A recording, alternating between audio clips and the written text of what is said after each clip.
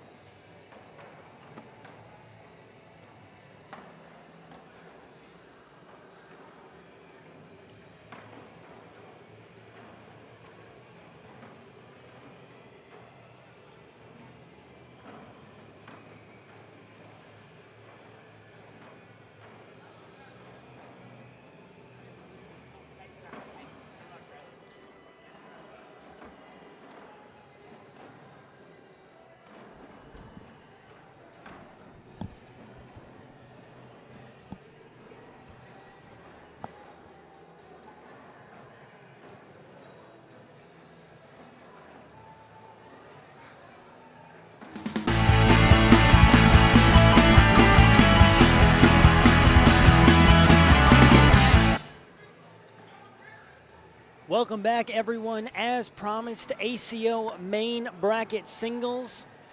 ACO brackets are split A and B for this major. We had over 120 players advance into the main. So we have two, an A and a B. The top four in each bracket advance to the final 8. Wins and losses carry over from the final 8. I'll explain this more as the day kind of continues. But for now, we start in the winner's side. Caleb Hurt, the reigning #1 player of the season back in season 19, the #1 overall seed in this bracket, does battle with Matt Gammon. We see Caleb on the boards actively right now. Matt Gammon still making his way over here. There he is, showing up.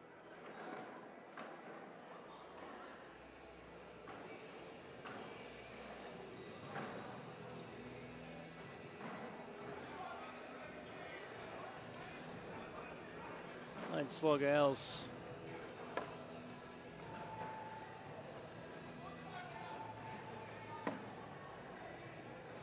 As things continue to move along here in the singles division, world singles here in main bracket play, Toledo, Ohio, from the Glass City Center. Mad Maz on the mic with you once again, as we will crown an ACO World Singles Champion here at this Season 20 Major.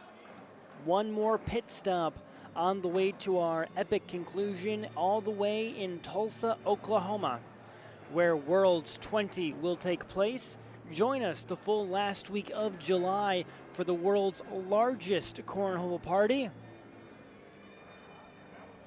as we can't wait to get the schedule out and all the events coordinated. It is going to be a blast, and we hope you'll spend the week with us.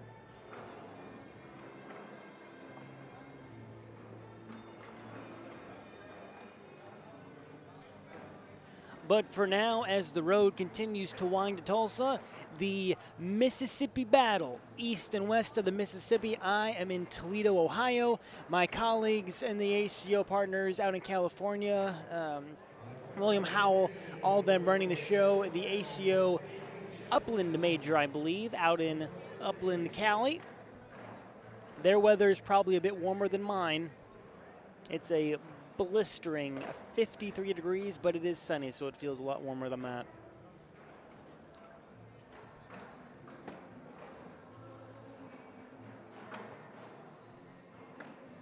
I saw a fist bump. I think these bags here are live. I'll adjust the frames if they are once I see an input here on the scoreboard. We'll try to stay up in the top half of the bracket as much as we can. I'm not trying to hold anything up. We are live. Alrighty, thank you, Mr. Hurt, plugging in that number. 12 on 12, I believe. And we got no score early. Got to try and stay in the upper bracket as much as we can. I don't want to hold up anything down below by making courts wait. But we'll try to get you guys the best possible games that I can with what I'm allowed.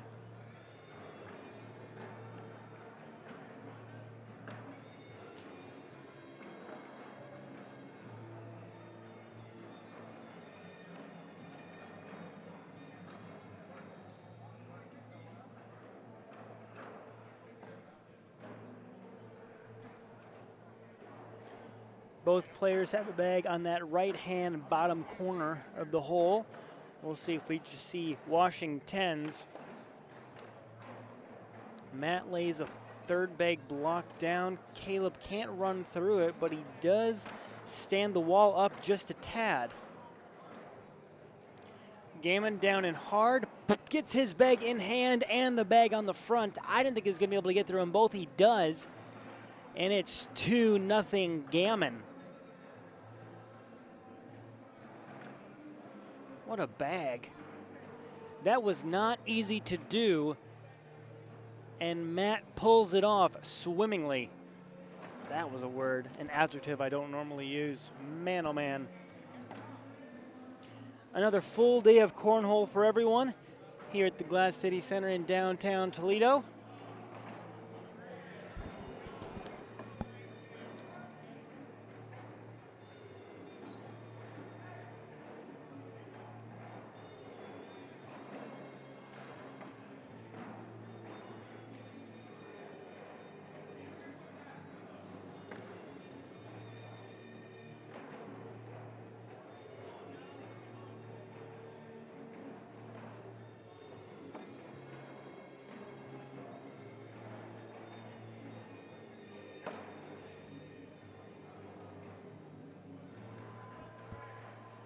That is a whole load of mess, but I think it'll wash out at 6s. No, nope, 8-4. Okay, so I saw a lot of bags up top, but I got the numbers wrong.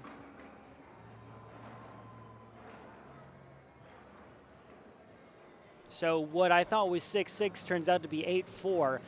Caleb retakes the advantage.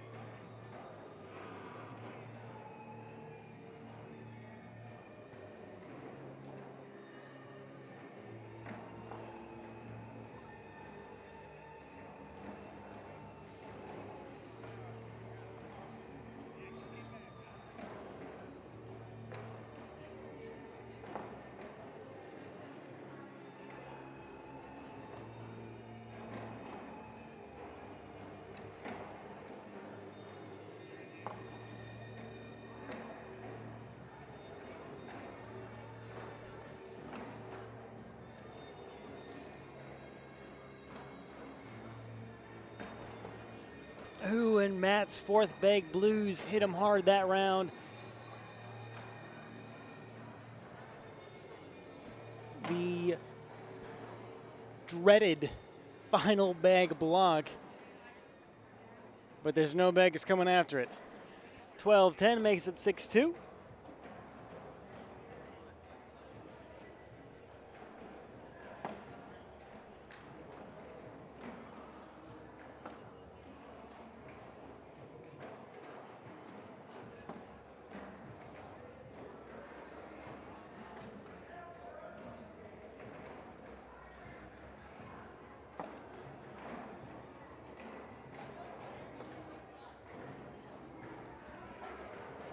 Gammon to limit it just to 4, and he gives up 6.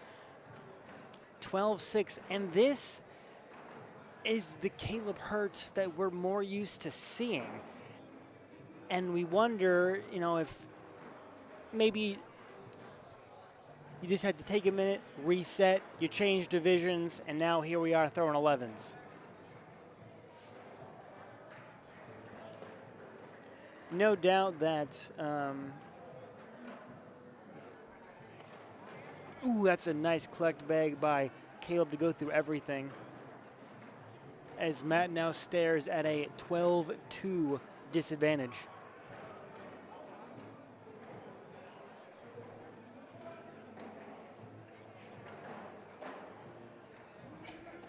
And that's a great cut bag going right to left. That is, that's his lane out there, but that is not an easy shot, especially with a bunch of laundry kind of on the board. Matt over the top. Can he come down with it? He can't. 8-7. Caleb picks up one more. 13-2 here early.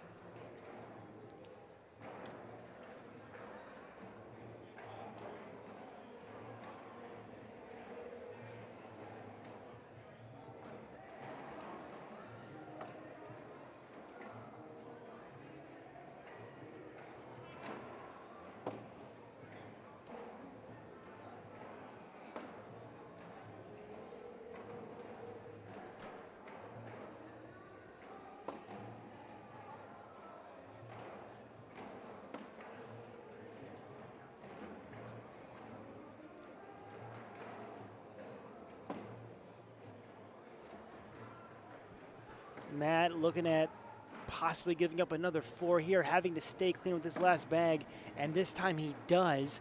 12 on 8, however, pushes Caleb all the way to 17.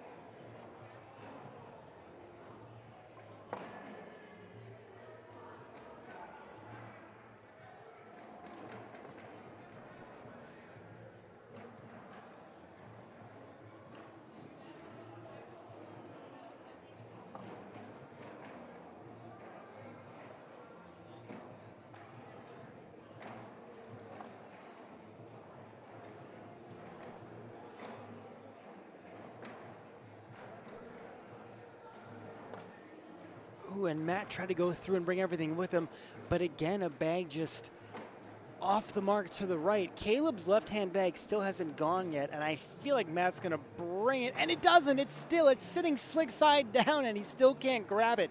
Oh my goodness, 10-10, Matt survives unscathed. They wash at 10s, no damage. How is that bag slick side down, 3/4 into the hole, and it still is held up? Oh my goodness.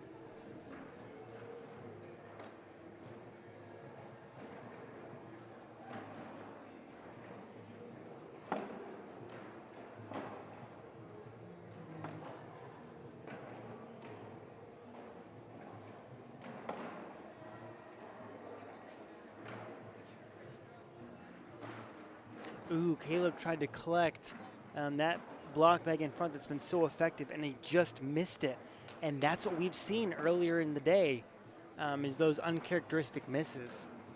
Caleb over the top goes off again.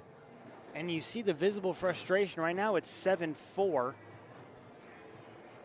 Matt to collect everything, and he goes off the back. 7-4, that puts Caleb on 20. Oh, I lied. I'm sorry. That puts Matt on 5. I got the numbers wrong, and that's embarrassing for me, but that's okay. 17-5.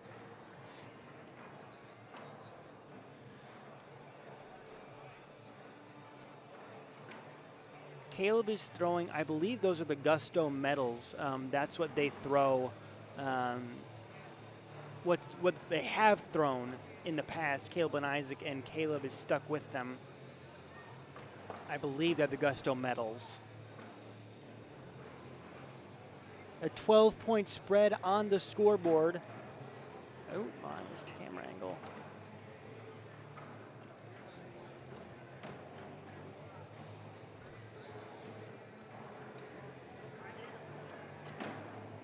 And there's a good slick side down collect from Hurt. Gammon trying to go in, and he goes on that left-hand corner. Caleb, it's in and win. And that's what happens. 10-6 means +4. That puts him on the magic number of 21. And Caleb Hurt stays undefeated in bracket play here today. Sammy Vanickle and Zack Kier will come to center court next.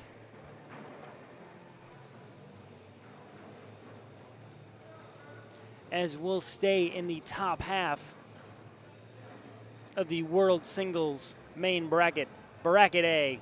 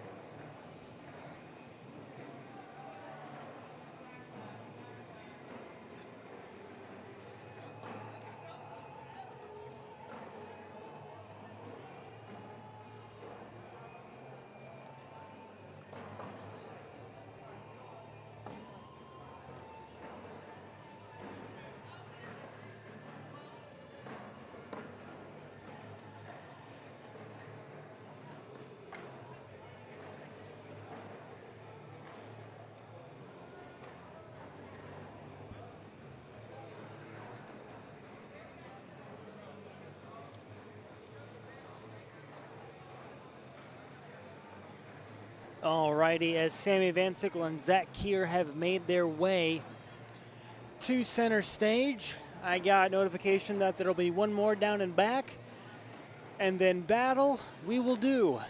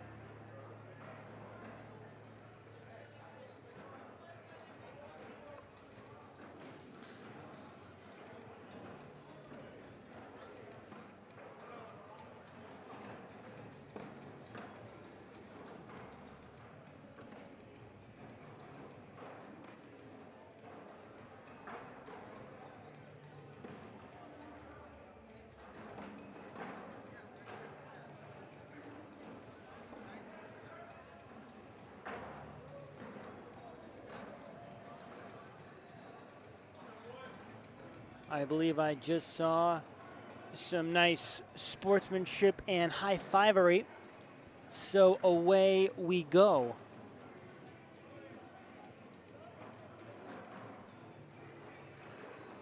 Sammy Vanickle, the number 2 overall seed, with the number 2 seed in this bracket. I think he's 4 overall in this field.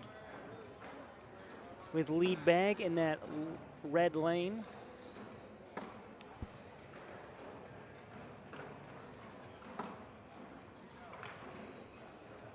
Zack Kier throwing the CBC Ronins, as we've seen all through doubles with Braden. They both threw Ronins there too. Their weaponry of choice. Sammy has a bag that's back right corner. And Zack pushed it off. The vibrations of the board shot that bag off the backside. It was hanging on by a thread, and it was not to be. 3-0 here early.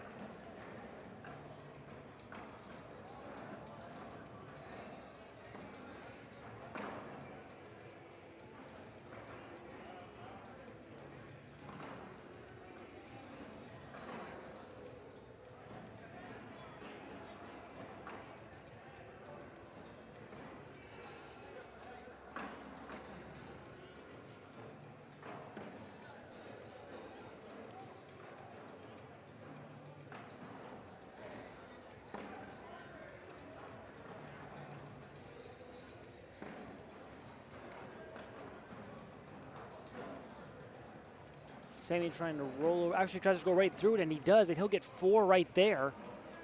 So customary seeing him roll through, but this time he chooses to put his fast side down and rip it in, and it pays off for him. 12 on 8, and he retakes the lead, 4-3.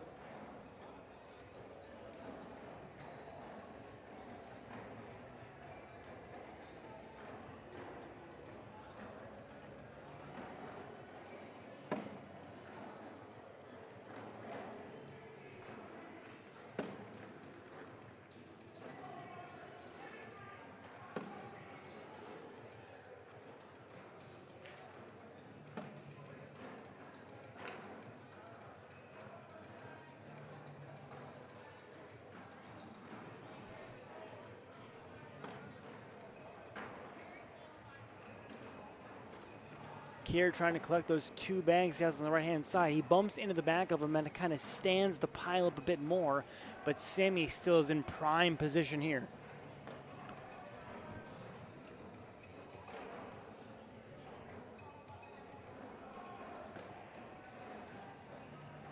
Sammy thinks, grips, and rips, and I don't think his bag fell. And he's going to take a timeout, Zack is, and we're going to look at it.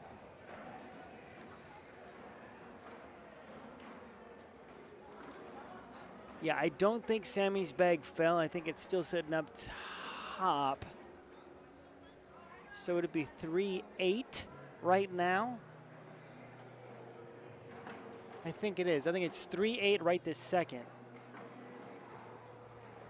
Let's zoom back in for you and let's look at it.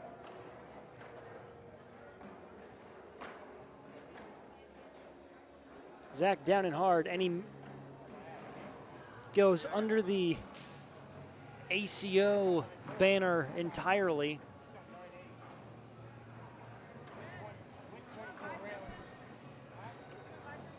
And it was 8-3. Sammy does get 5 that round after the Zack Kier misfire.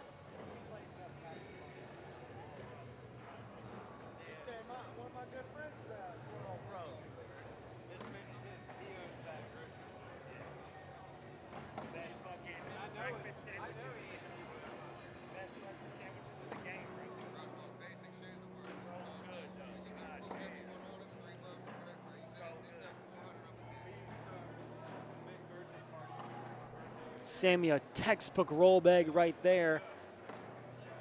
Zack tried to roll over, but hangs up just short. He kind of hit the bag too high on the board, and it just kind of flopped to the right. Sammy to roll again, and he hops over the pond and sits on the backside. Kier down and hard, can't push anything in, and Sammy gets 2 more. 8-6, makes it 11-3.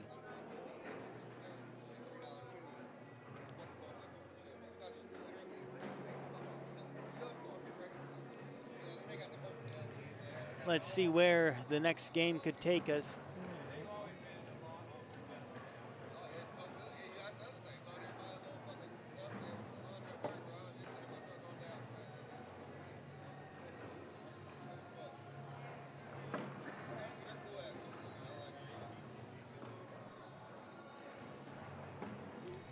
Handful of good options. We'll see what comes our way as World Singles main bracket continues.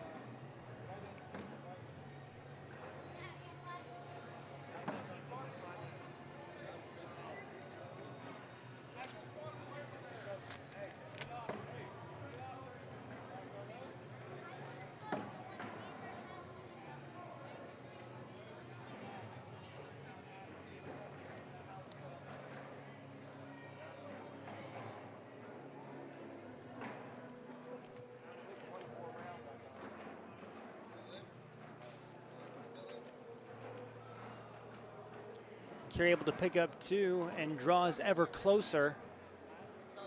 11-5, and the deficit shrinks down to 6.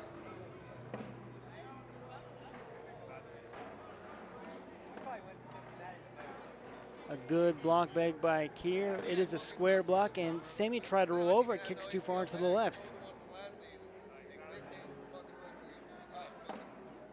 Ooh, and Zack can't capitalize. Goes off the back. I don't think Sammy goes after this bag here, at least I would not. But again, I'm not an ACO pro. I wish he would at least said something. I didn't know maybe he stepped up. That's the thing. That's kind of the problem. Well, he said he paid his money. If he goes through it, he gets 1. If he rolls over it, he gets 3. And it is 3.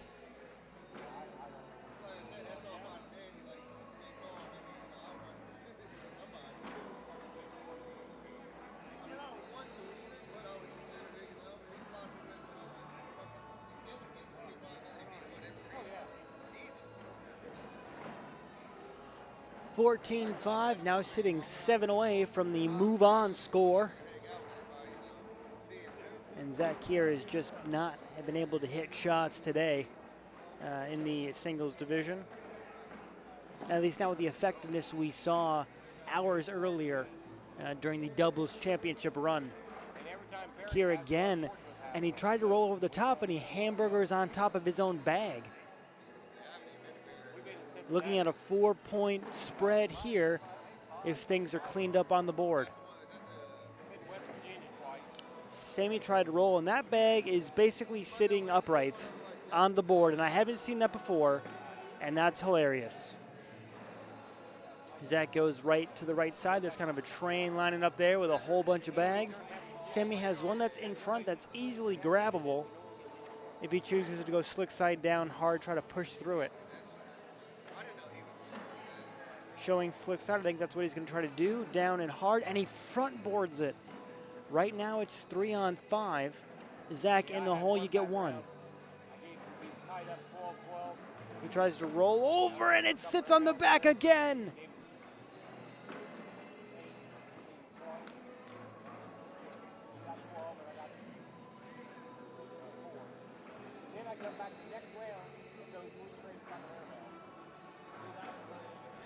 A tale of unfortunate events for Zack Kier, having the opportunity and the shot in hand and just unable to convert.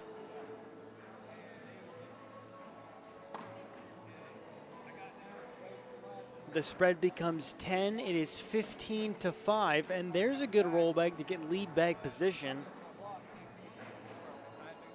But it could be and winnable if Sammy goes down and hard at it. He does not. I felt really good on that game. I only shot 9-4, but 24 rounds, that's a lot. And Zack has not had that roll bag effective in this game. And I wonder if the board conditions are different right here on center court versus the auxiliary courts behind me. Or in front of me, I should say.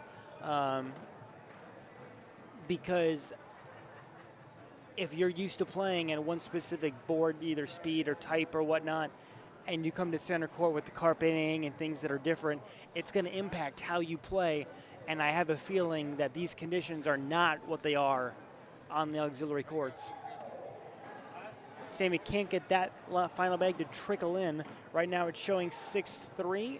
Kier to wash it 6s, cannot. The roll bag just hangs up again.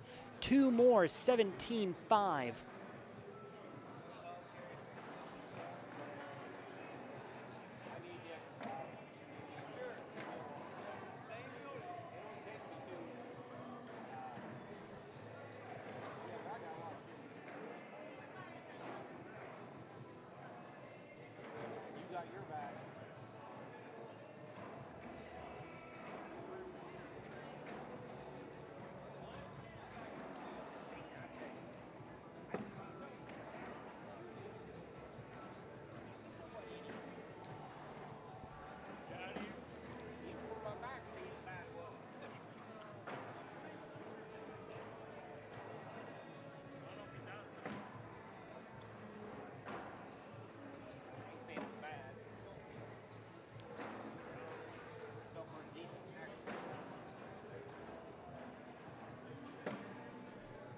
Zack trying to maybe abandon the roll game a little bit and just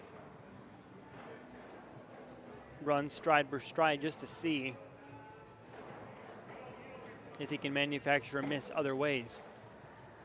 7th bag block for Vanickle. And Zack rolls over, and that one works. 17-7.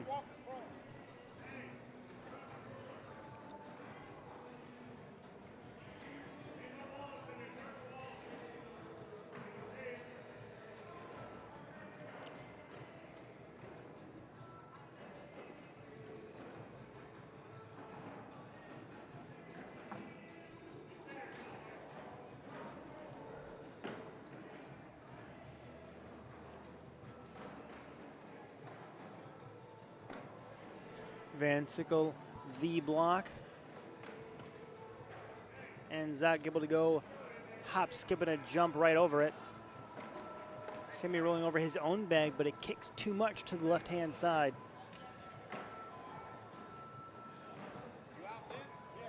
And Zack tried to roll over Sammy's V block again, but this time kind of kicks right behind it. If this is cleaned up, it'll show a +2 for Zack in the blue lane. Sammy sits right behind everything.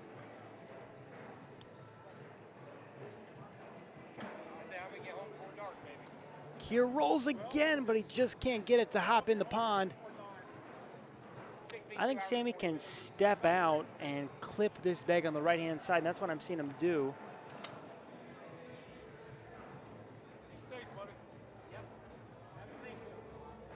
He stays sticky side. To roll over the pile, does not. Is that 8-4? It is 8-4. So Zack will get 4 back right there. And 17-7 becomes 17-11. And there's life.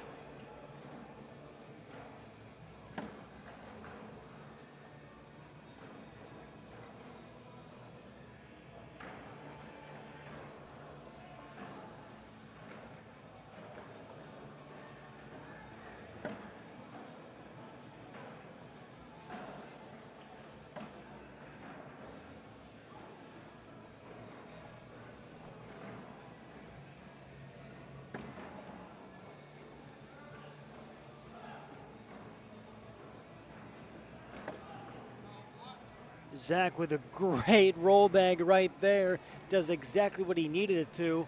We'll see if Sammy can pick up this bag. He's got 2 left to do it. And he tried to go down and hard right at it, but he kicked off to the right a bit. And Zack could pick up 2 more big ones right here. And he goes right through Sammy's bag. Sammy to try to limit the damage just to 2. Bag is down and in.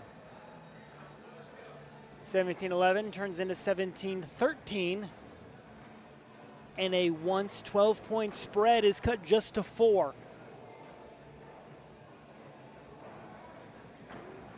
As Kier has almost come all the way back.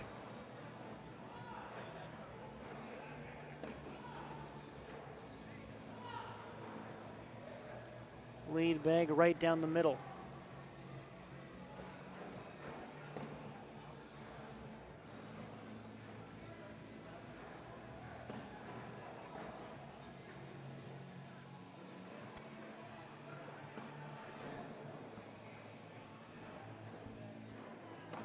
A bit of a run and gun parade here in the later rounds.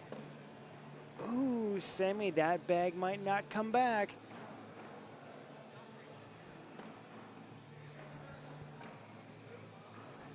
Zack hit it once. I think if he wants to pull it down, he's going to have to go up for it. I don't think if you just slide through, I don't think the vibration brings it with him. He does go up, and he goes off. And just like that, we change leads. A 12-point advantage becomes a 1-point deficit in a handful of rounds. Kier leads 18-17. A 13-0 run to put the lead bag and the advantage back in his hands. Lead bag missed a bit to the left. It has a foot in the water, but he's going to have to drag it if he wants to bring it with him. It's not going to come back just getting hit over and over again with slides.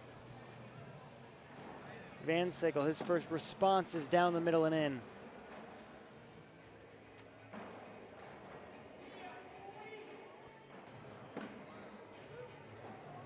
Kier slides through with bag number 2.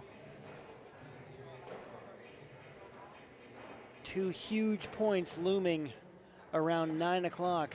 Ooh, and Sammy hit that bag and brought it ever closer. So the problem is Zack is staying away from that bag, and just by design, based on how his bag flies, he just isn't hitting that part of the hole. Sammy is, but is it enough? Sammy down, and this time he tried to avoid it, and he did. I don't think it goes just running bags through the hole. He's going to have to go get it if he wants it. He chooses to not, and he's content to, at this point right now, to give up possibly 2. Chose not to shoot it, played smart. Vanickle, a huge 2, and he got him. Lead changes hands again, 19-18.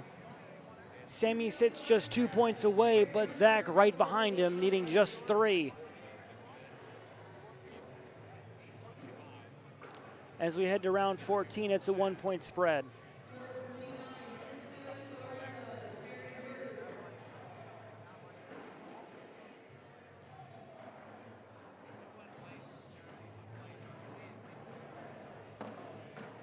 Vanickle lead bag down the middle in. Huge first shot. Ooh, and Zack had a big miss. It is in Sammy's lane. It's not a bad bag, but it's not what he wanted with bag number 1.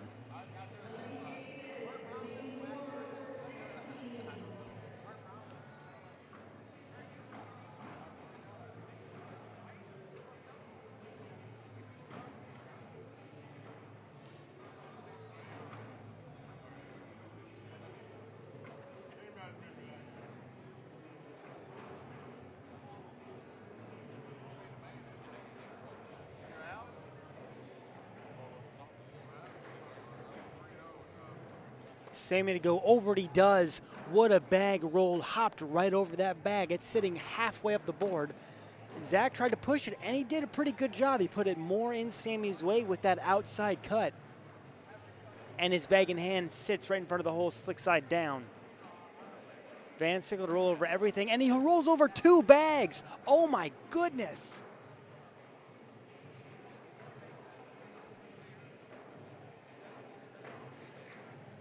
Zack slick side down, can't get anything. He's gonna have to get these 2 bags, and even if he does, Sammy is in position here, needing just 2.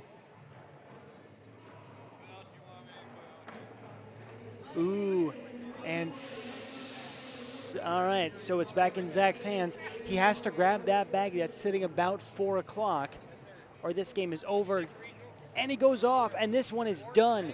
Sammy avoids a collapse late rounds, and he'll survive in advance, moving on 21-18. What a comeback by Zack Kier. What fantastic gameplay that was. As we await our next set of games, and he almost pulled it out.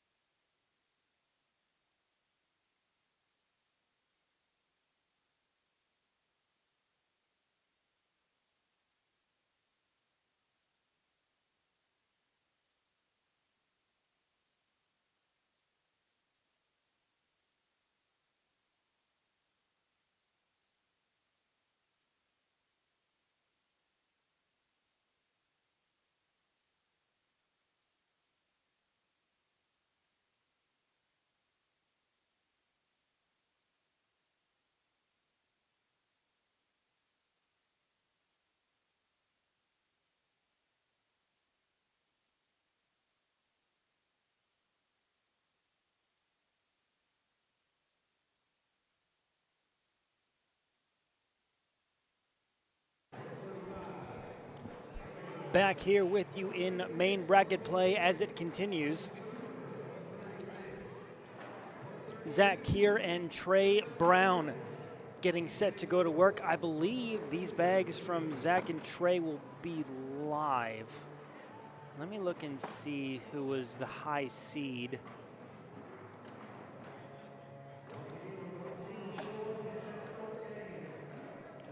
Zack, Trey did throw first, which is the right sign as far as seeding goes.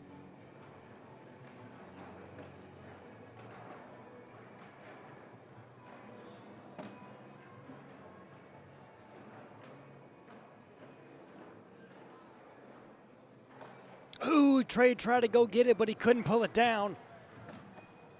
And Zack will net 2. Trey went up. The airmail looked good. It made contact, but he just couldn't grab it. 2-0 Kier early.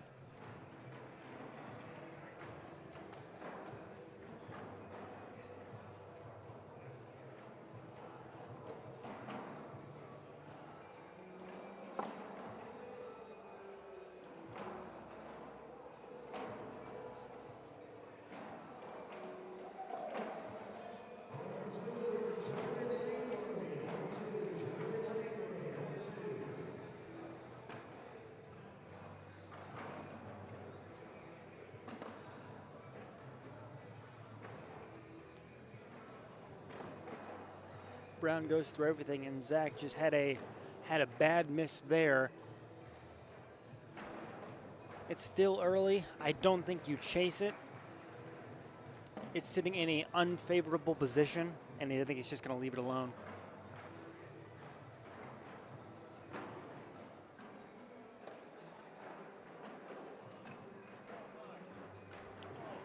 And we will wash out at 10s.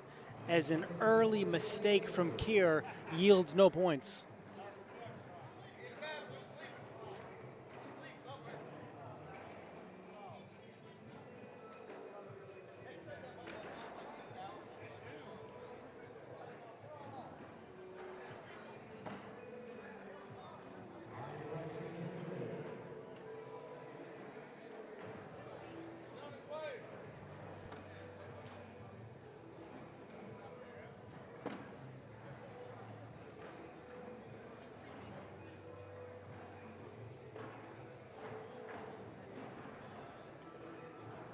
Trey misses a bit to the right, trying to go behind Kier's bag. They end up kind of a staggered side-by-side, and Zack cleans it up.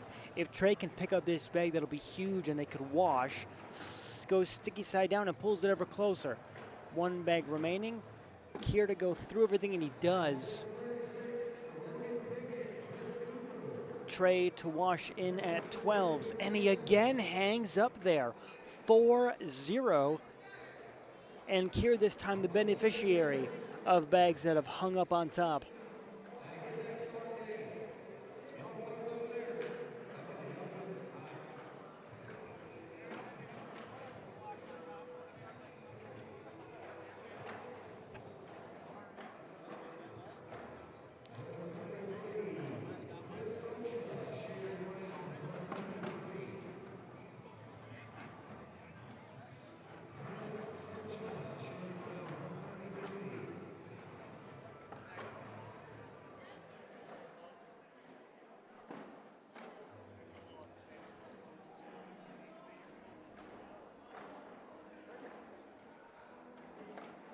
Ooh, Trey tried to roll over, but could not as the cut misses.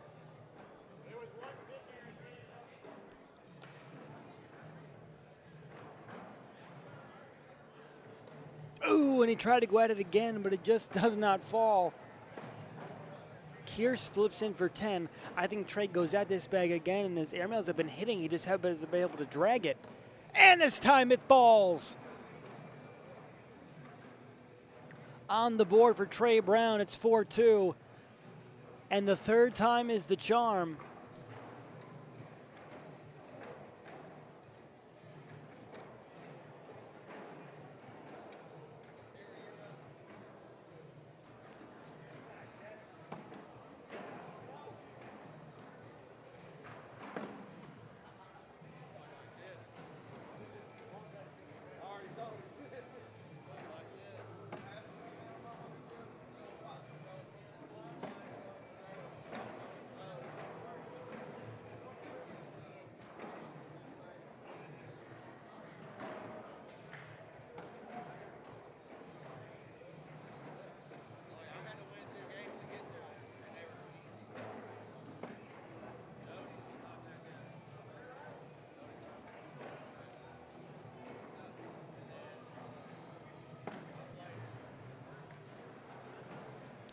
Zack showing a one bag disadvantage, goes right at it and can't get it, and he'll give up 4.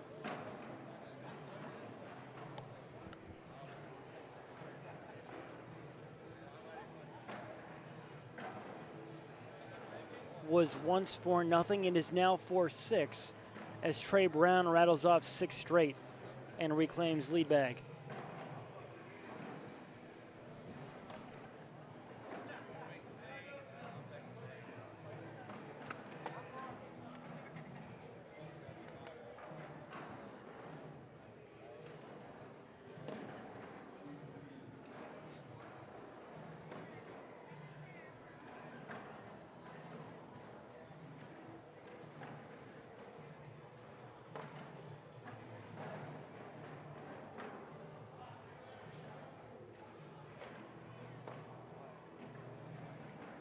Zack trying to nudge that bag near to the hole, but it just kind of keeps on turning away from him. Goes at it again, but he still can't grab it. And that's 2 more for Trey Brown. 8-4 now.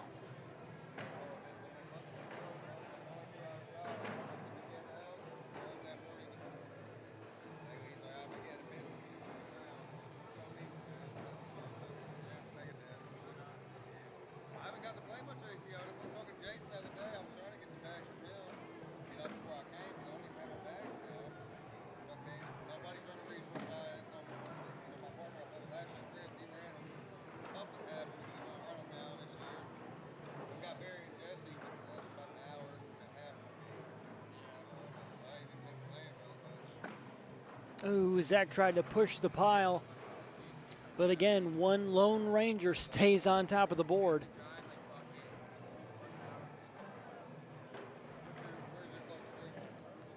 And he tried to pick it up again, and again they both sit side by side along that right-hand wall. Trey sneaks it in, and this could be looking at 4, if not more. Zack over the top, goes off, he'll get 7. 15-4.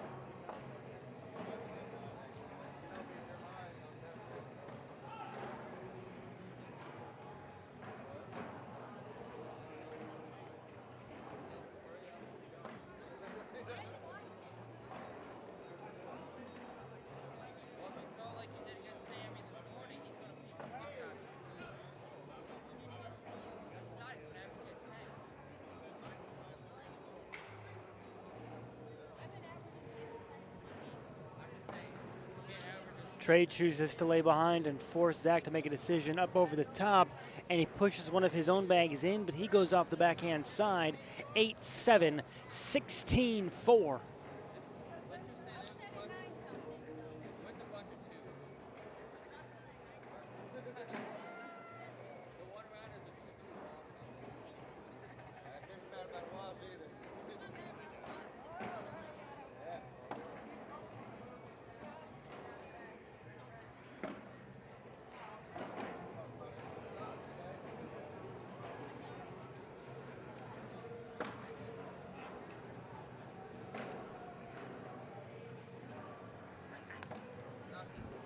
Zack, there's a much better roll bag.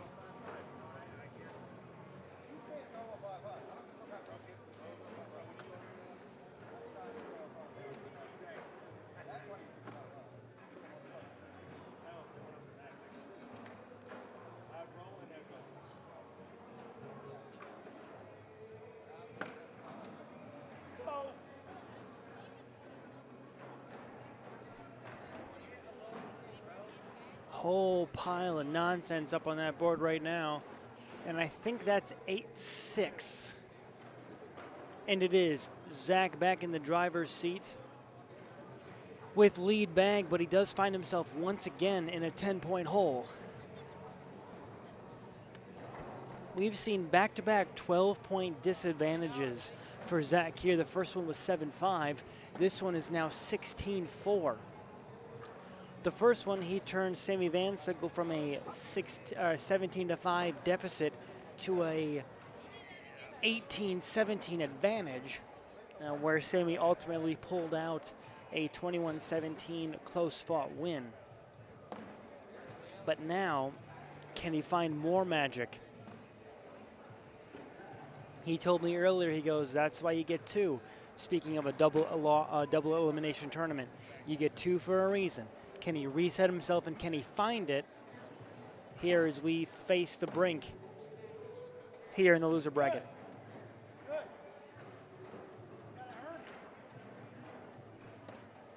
Ooh, and Trey just can't pick it up. Zack gets two more, 16-8.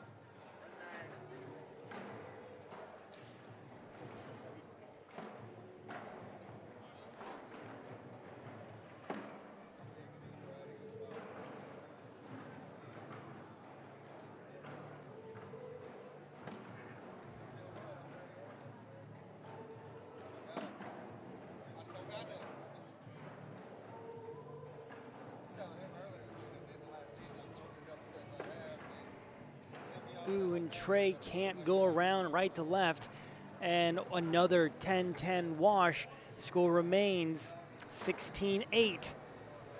And Zack, give him credit, not going away. Still trying to find ways to dig in.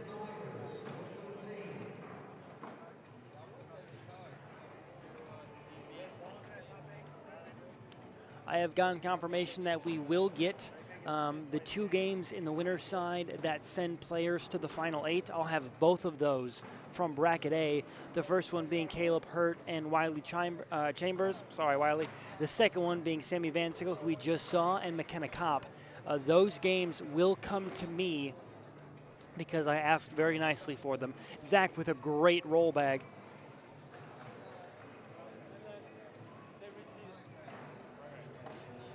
Ooh, Trey tried to go behind and push everything in, and Zack could net some more here. Trying to roll over the top again, does not, but he is in good position. Right now it's 8-5.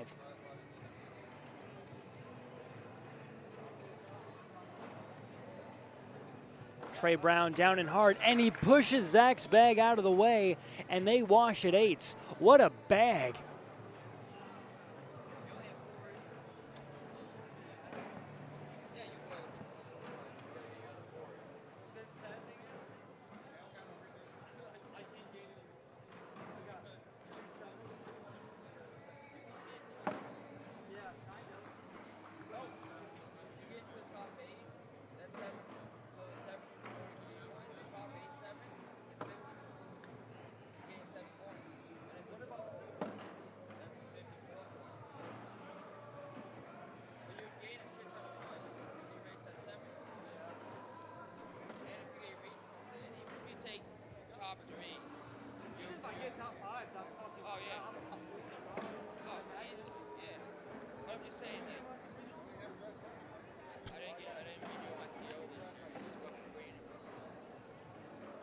Zack needs to pick up this bag, but it's big because a miss could end this game. Zack down and hard, and he got his bag on the board to fall, but the bag in hand stays on top. Trey for a big 2, and he got him. 18-8, and the spread is back to 10. And on top of that, Trey sits just 3 points away.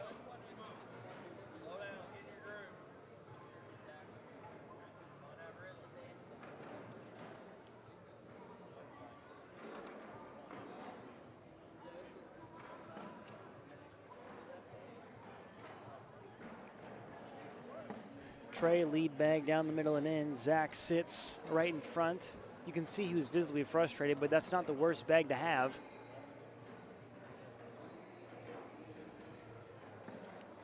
Zack trying to go around, and he does.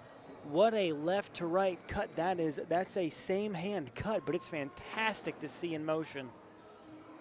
Trey pushes the pile in, but his bag sits on top left side.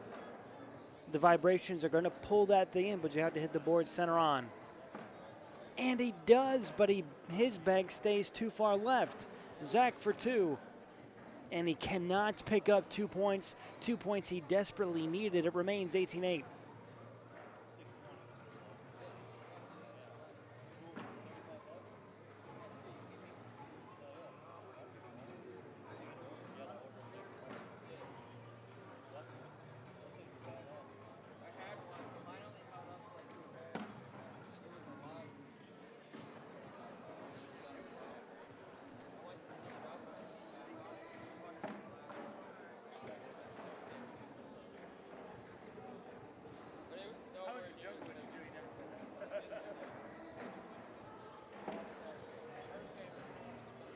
Zack, another opportunity to pick up 2 here as Trey has a bag that's out of play, and he's not going to be able to get it. Zack runs into the back of Trey's bag, and it's not the worst place to be in. Trey with a good pinball roll action bag. Can Zack clean this one up? He cannot. And again, they wash at 10s.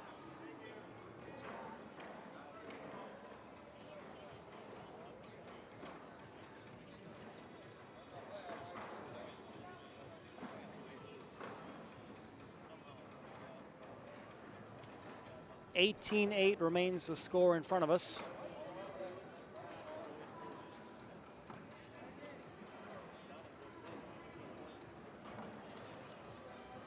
As the lower bracket tries to play catch up.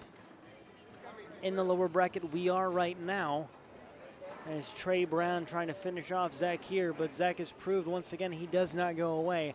But this one could be a blow to his chances as one bag is out of play. Trey trying to go down and hard, and he might have just given the mistake right back. And Zack again misses, and he misses badly. Can Trey sneak this one in for a 10? He can't, but he's going to make Zack either roll it or shoot. He rolls, and he hops over an 8-8 wash, and there's no damage.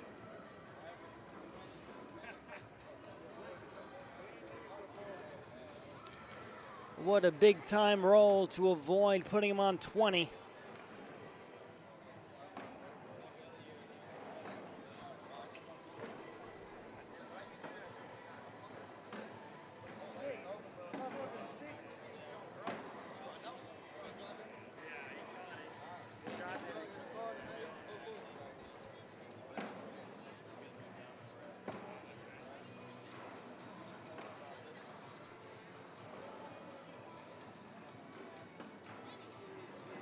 I think we're sitting on around 17.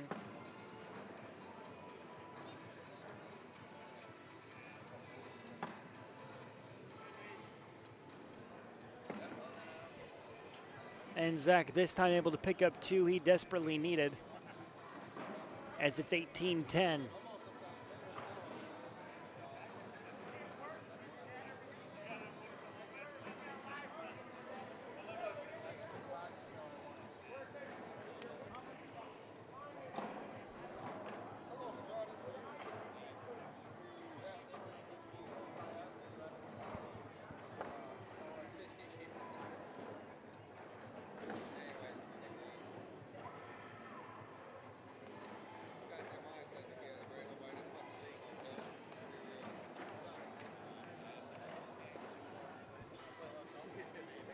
Trey again with a bag that's not out of play at all, but it's not ideal. Not a spot you want to be in. Try to bring it closer. Moved it a bit, but not exactly into the line of friendly fire just yet. Can he collect this bag and sit on 20? Zack showing a 10. Down and hard, and he misses completely. 10-7, Zack Kier sits on 13, and a 12-point advantage now becomes just 5.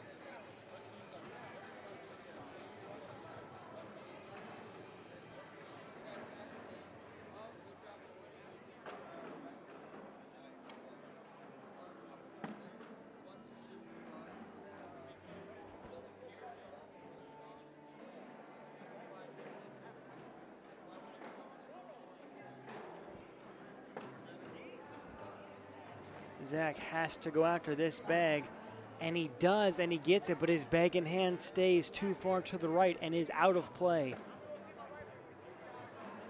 Trey can sit on 20 if he stays clean here.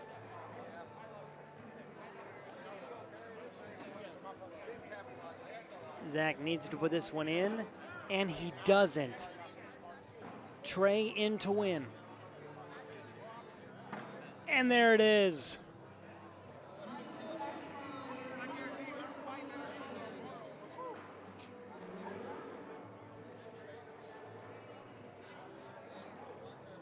Trey Brown takes down Zack Kier.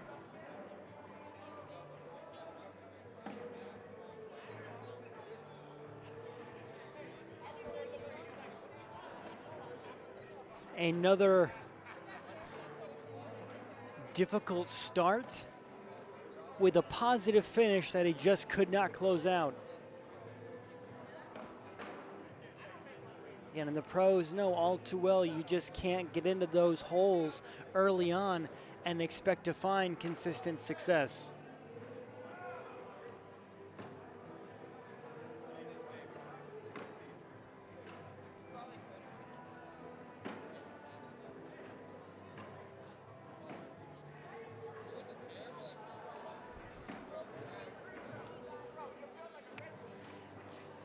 As promised, every single one of you, both the games to get into the final 8 on the winner's side will come through me,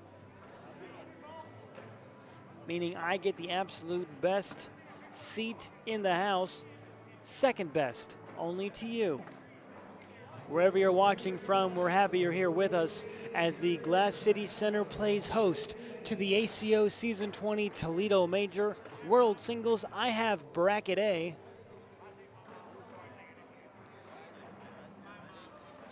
And I am happy to bring you this matchup. Number 1 overall seed Caleb Hurt. Number 12 in this bracket, Wylie Chambers. Sorry, I got your name messed up the first time, Wylie. My apologies.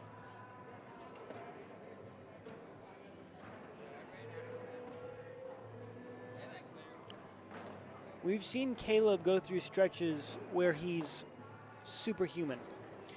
We've also seen Caleb go through stretches where he's very human. And the turning point becomes, can you take advantage of those stretches? Wylie just dispatched Chase Hollis 21-20 in a gauntlet of a game to get here. Let's see if he can continue to put exceptional skill on display, taking on the number 1 seed, Caleb Hurt. Wylie, multiple junior championships this season, and a handful of solid runs in World Singles.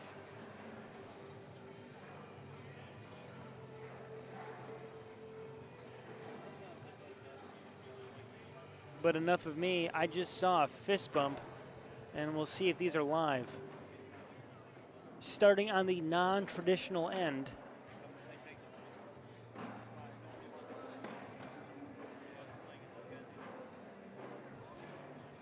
Wylie, a nice roll bag there to capitalize on 2 block bags sitting in front of the hole. Caleb Hurt does the same. Wylie again with that flick of the wrist, can't get this one to roll through. Caleb over the top, nope, chooses to let him be conservative, and we've seen that. Wylie over the top, can't piggyback anything in. It was close, and I thought he had just enough juice on it, but it died just a bit too early. 8-6, Caleb picks up too early.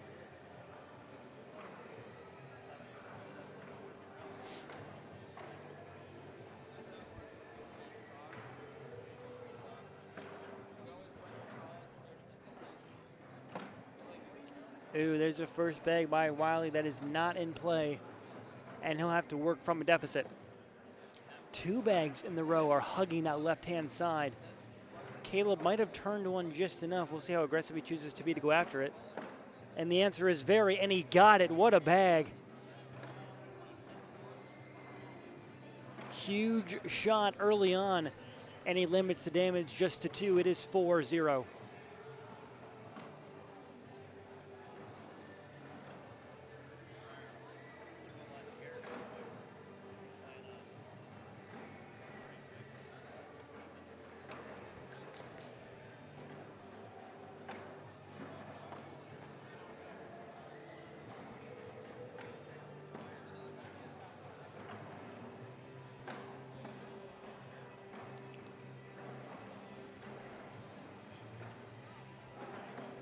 Ooh, Caleb tried to roll and missed everything too far to the left.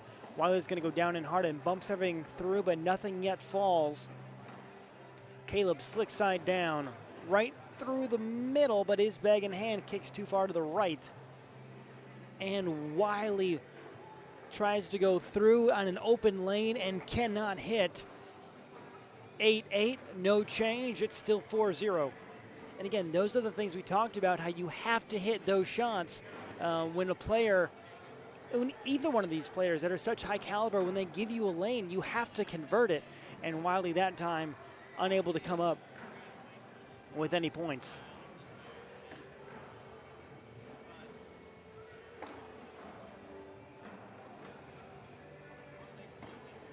Ooh, great bag by Caleb to leave Wylie's bag alone, and Wylie collects it with his next one.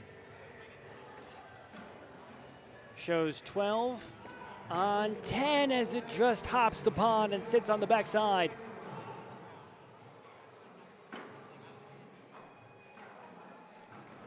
Six nothing here early.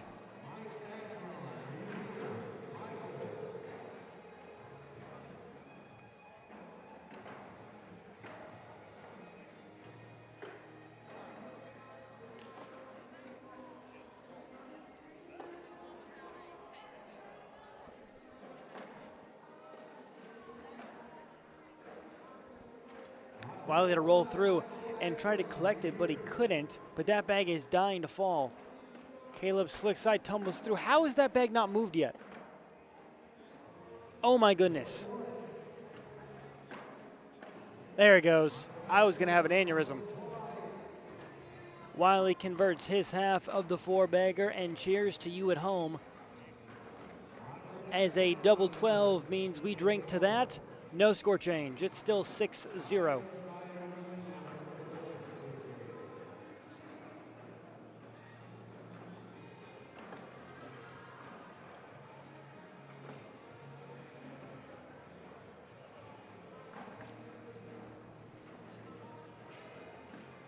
Ooh, Wylie tried to roll over and he pushed in the bag he wanted to, but again he skips over the pond and sits on the backside.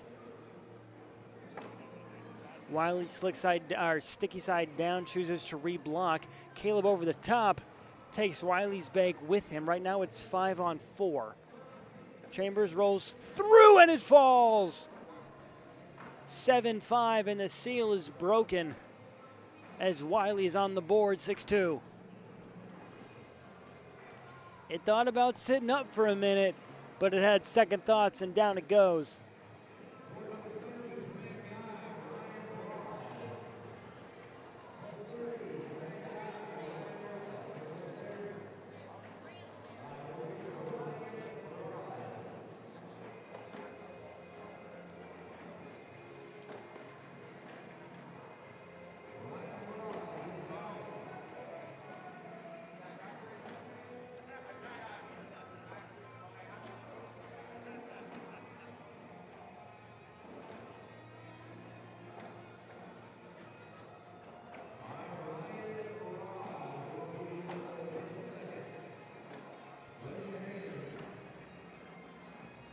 What a bag by Caleb to clean everything up.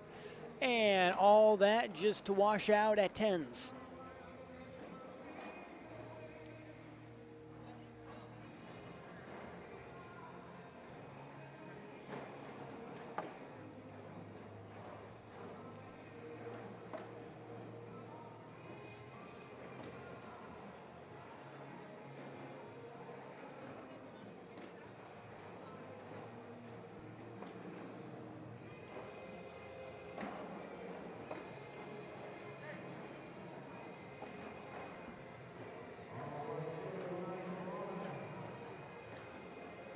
another social, so all cheers to you at home, as both of these throwers have started to settle in, and we could be in for a long one. Score remains 6-2 Hurt.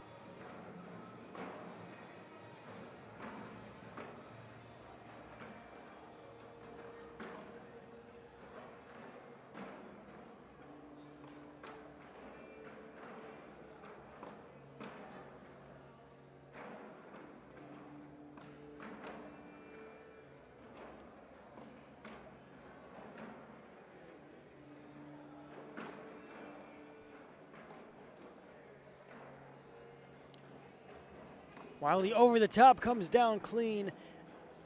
On the board to wash for Caleb. He goes slick side down and he gets them both. What a bag. Oh my goodness.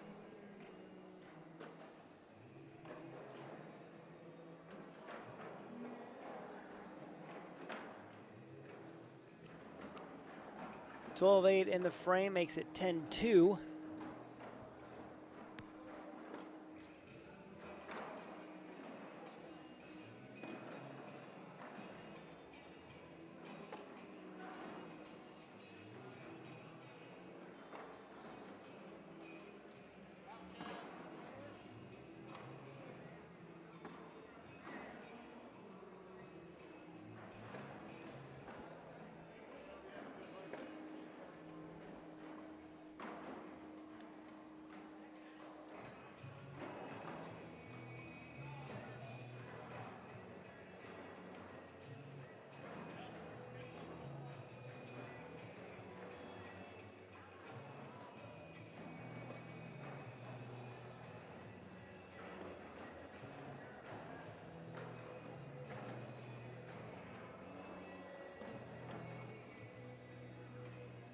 Caleb tried to kind of short airmail to piggyback everything, and he just could not do it. And he chooses to sit right behind Wylie's bags. Wylie over the top, kicks too far to the left and off the board. And he's going to go sticky side down, go around it. Caleb sits on the board for 6. Wylie will get 7, and it kind of hops on top of Caleb's bags. He'll pick up 1. It's 12-3.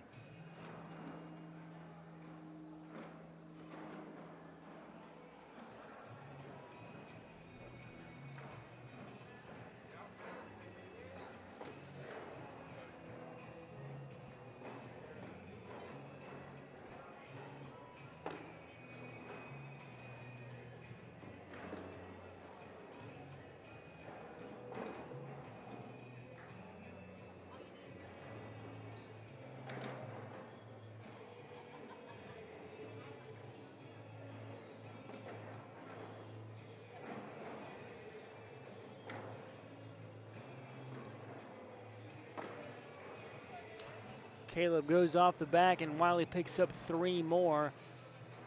12-3 becomes 12-6.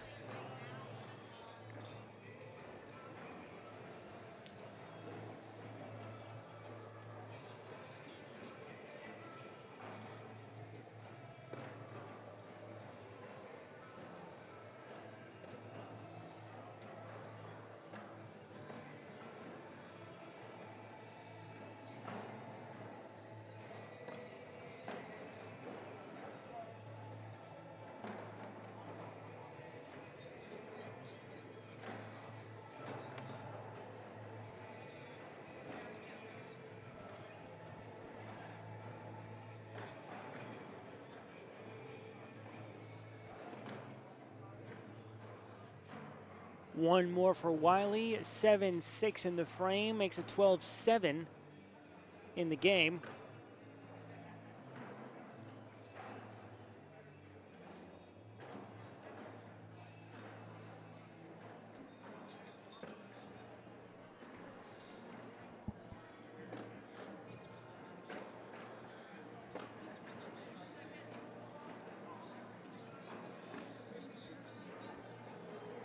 A nice right to left cleanup by Caleb, and then a nice left to right cleanup by Wylie. Slick side bag down, finally drops now.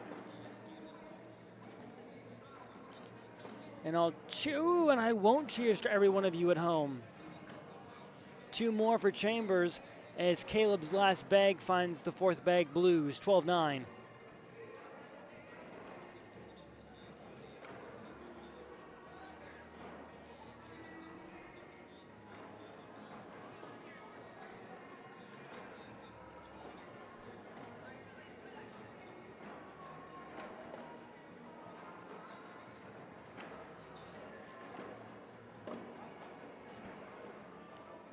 Caleb almost sat on top of his own bag, but this time it falls in. Wylie with a nice push collect. And I could see 12 on 10 again, and I do. Chambers has come almost all the way back as it now shows 12-11.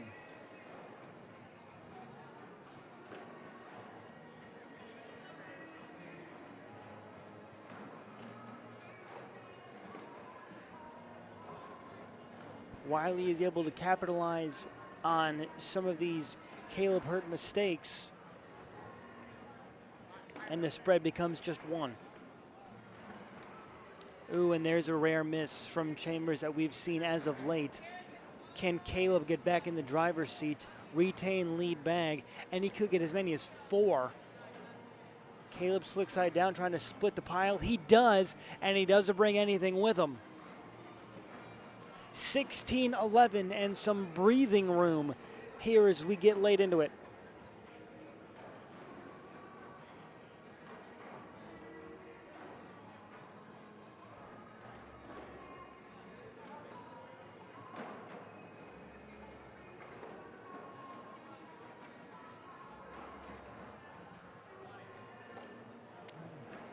Caleb can't bring his bag into the hole. One bag is definitely out of play. Wylie tries to go right behind it, misses a bit to the right, but it's not a bad bag. Caleb piggybacks his own bag in.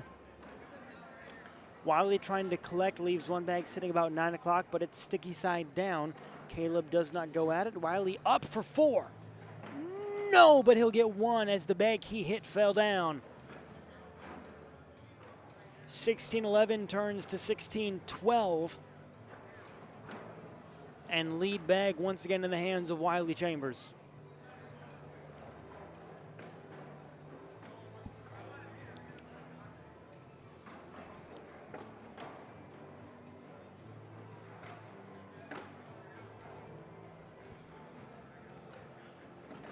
Caleb again with a bag that's out of play, and Wylie does a nice job to collect bags 1 and 2.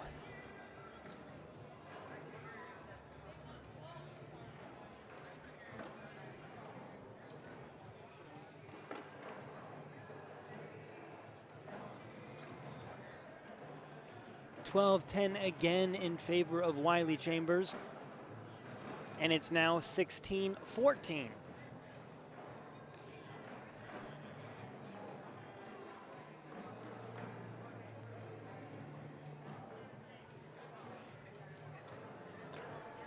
A good level 1, a level maybe 1.5, 2 by Wylie Chambers, and Caleb misses too far to the left.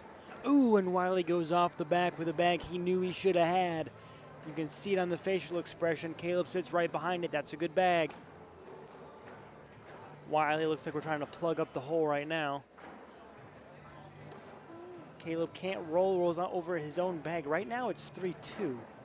And Wylie, one of Wylie's bags falls. I think it's 5-3.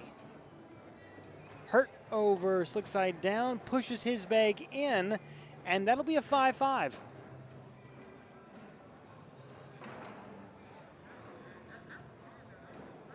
No score, no damage, no changes. It's 5-5.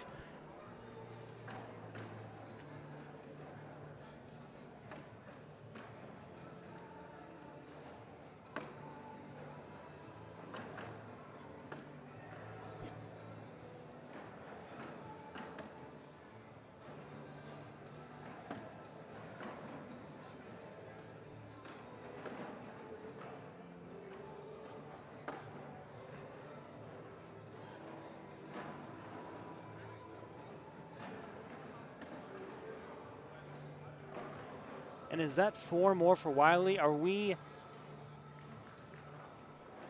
It is 6 on 10, and the lead changes hands. 16-18. Wylie Chambers now sits 3 away.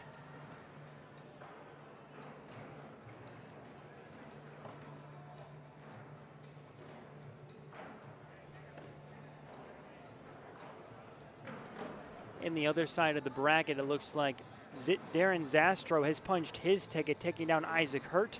That sends Isaac to the loser bracket. And Braden Easterling leads 13-3 over Nick Close, the second game in the winner's side in B bracket.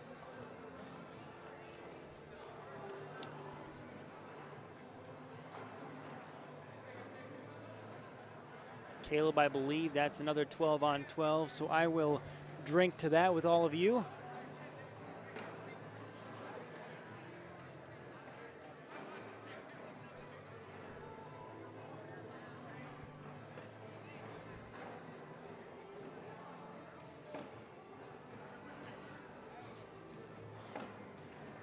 Ooh, and Wylie has a bag that is going to be tougher to grab, and Caleb needs these points, but he sits right behind Wylie's bag. Ooh, and Wylie, nice hop, skip, and a jump into the pond. Caleb slick side down off the back again. Caleb has to go in, and he can't bring anything with him, or this game is over. Over the top, and off the backside. Wylie Chambers has punched his ticket to the final 8, and Caleb Hurt now heads to the loser bracket with one more shot to get in. Congratulations to Wylie. What a game.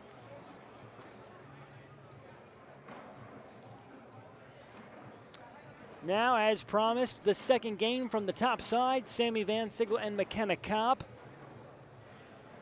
will do battle here, with the winner of this game also punching their ticket to the final 8.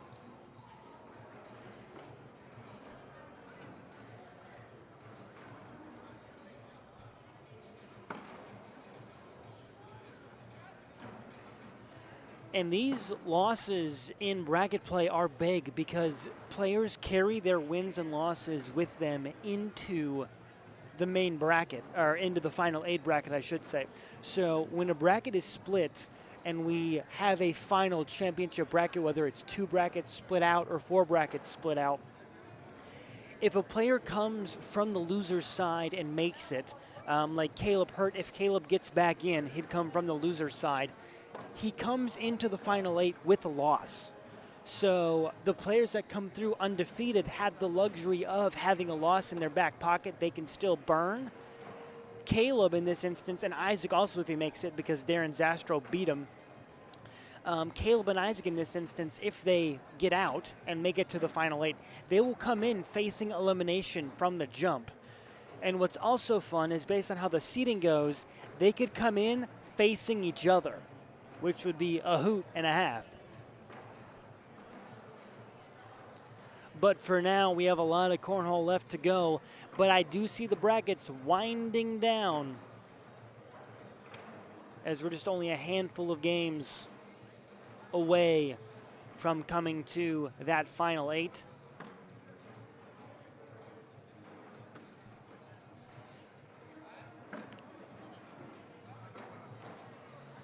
Darren Zastro and Wylie Chambers are 2 of the 8 to punch their tickets. The third one will probably be the winner of Braden Easterling and Nick Close, as Braden leads. Where is that? Braden leads 16-8.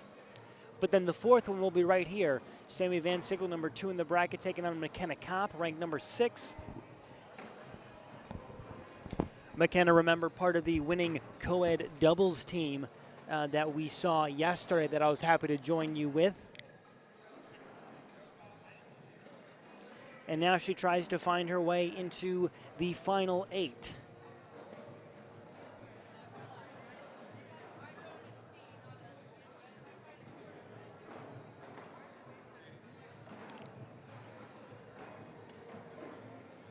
Amazingly consistent with that inconsistent delivery. It's fantastic to watch.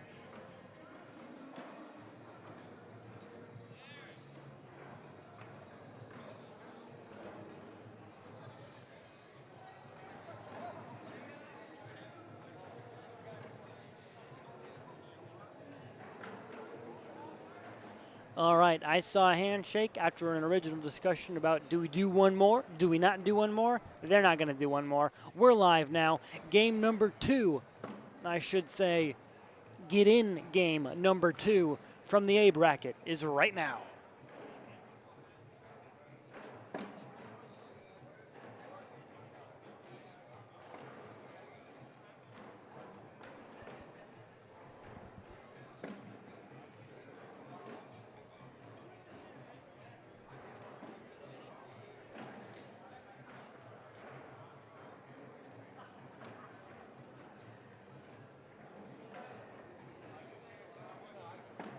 Vanickle down and hard, can't get his bag in hand to go. And McKenna, if she collects this, will wash at 10s. And she does. 10-10, we've played the first frame, there's no score.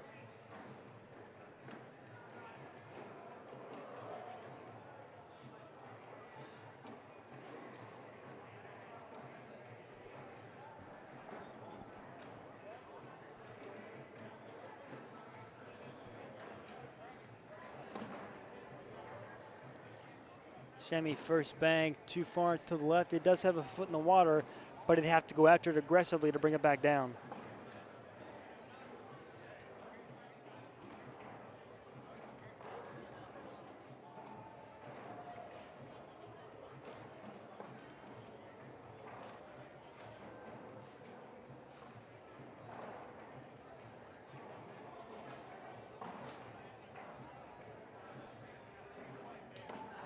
Ooh, Sammy did try to go after it, but he can't come down with anything, and McKenna can get 5, but she'll settle for 3, 10-7.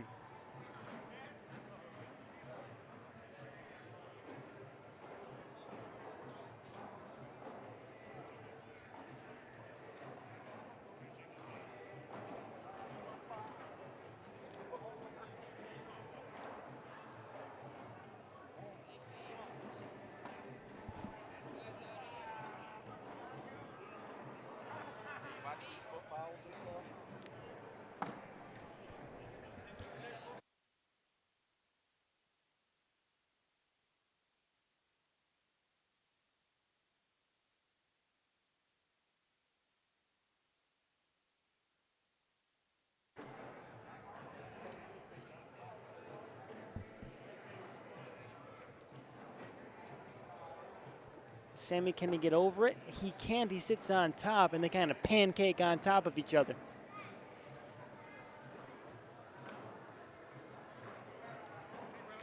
McKenna down, this time tumbles over the pile. McKenna shows 10. Sammy's got to get into wash. He goes over the top, and he goes off the backside. 10-7 again.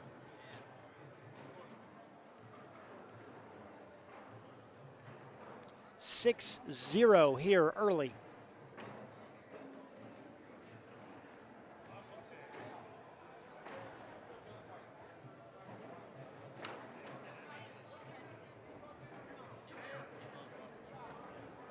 Ooh, McKenna, a rare lead bag miss.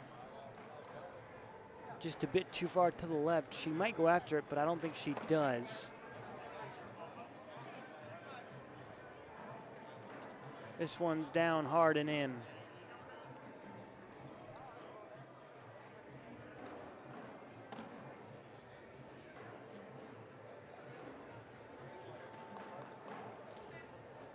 Sammy kind of gave her a little bit of lane, and McKenna tumbled right through it. We'll see if Sammy goes at this bag to try to grab it.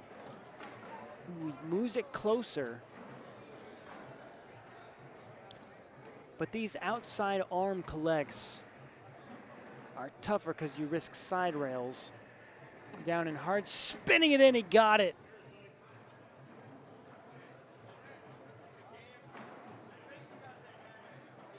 What a solid collect that was. And Vanickle's on the board, it's 6-2.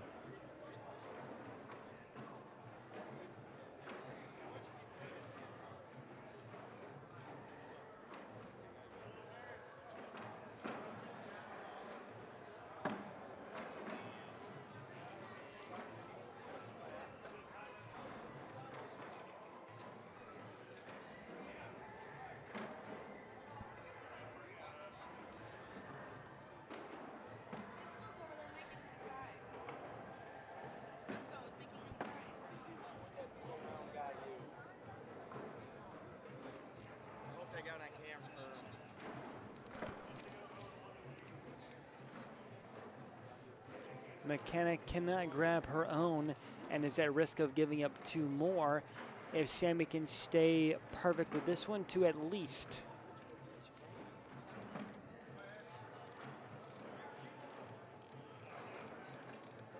And it's another 10 on 12. Makes it 6-4.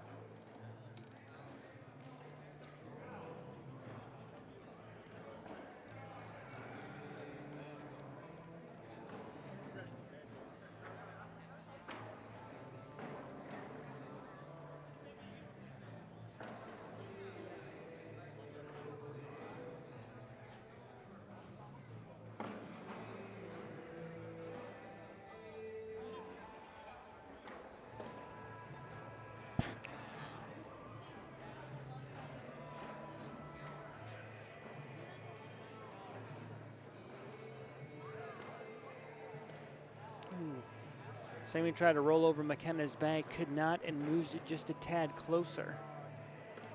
McKenna rolls over everything, and we'll see if she chooses to get aggressive to go after her own. That's on her inside arm side, but it's across the board, cross lane, I should say.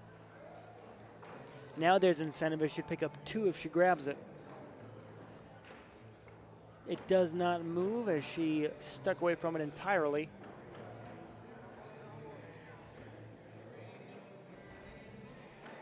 Vanickle up top.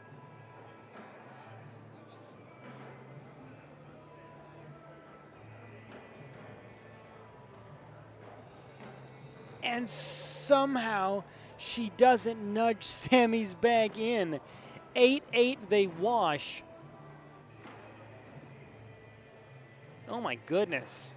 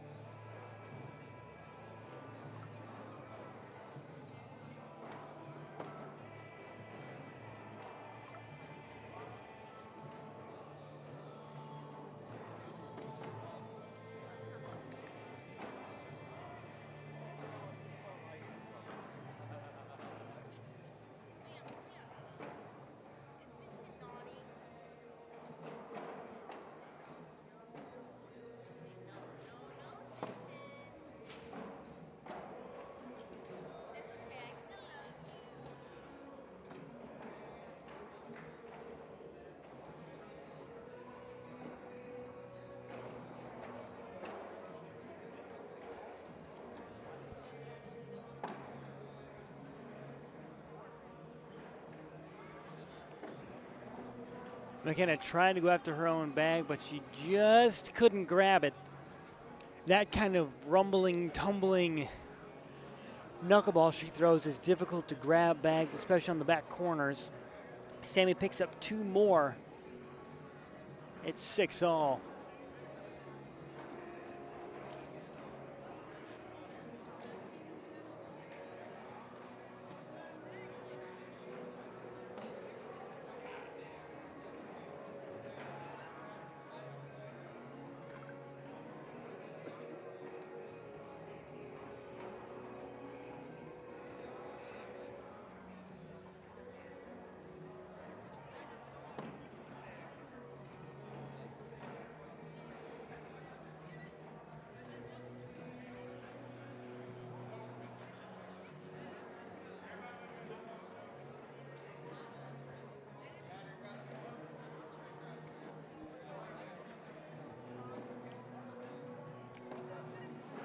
Sammy a nice roll bag to sneak through.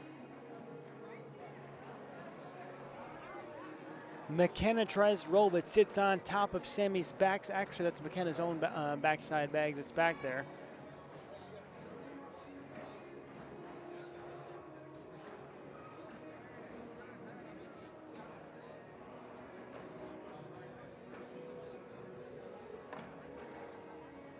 Ooh, and does gravity bring it back down? It does. You saw Sammy kind of motioning at it, and it pulled it back down.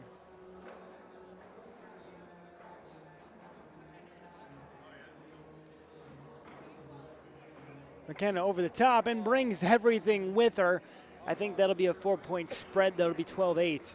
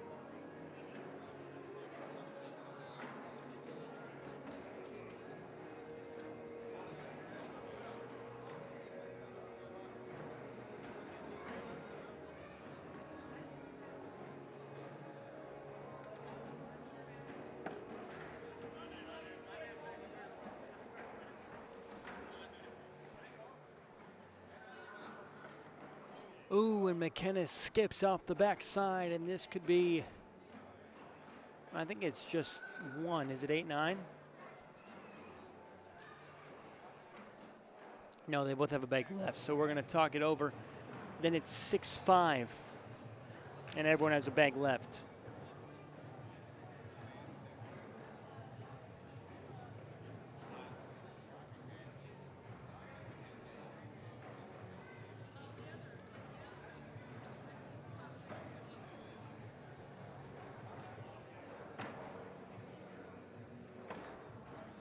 And Sammy goes off the back.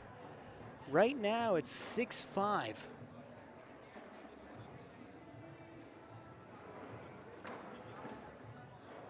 And McKenna flips over the top of everything, 7-5.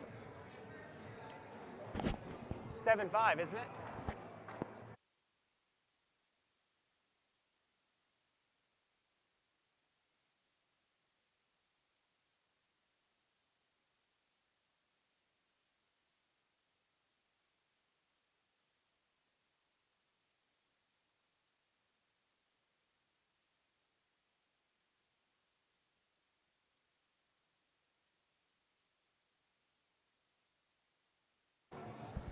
And it wasn't a 7-5, it was a 5-5. McKenna's bags blended into Sammy's in that kind of pile of mess.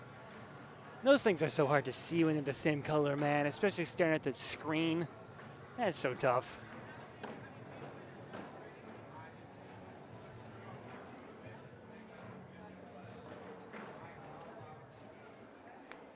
Yeah, and I have no idea how many bags are in that pile right now.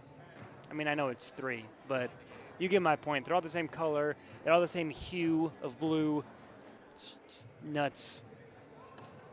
And they're just playing the kind of laundry pile on top game, so there's no clean board.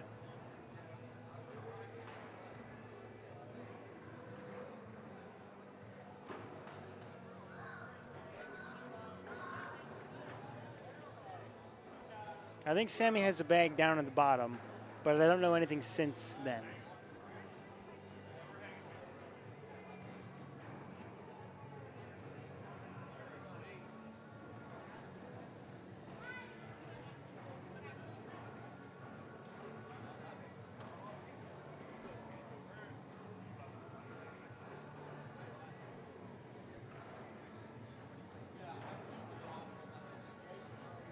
McKenna down and hard, nothing falls.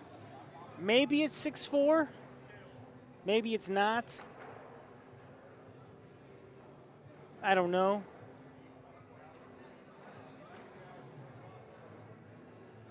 It is 6-4. Okay, so I got that one right. All right.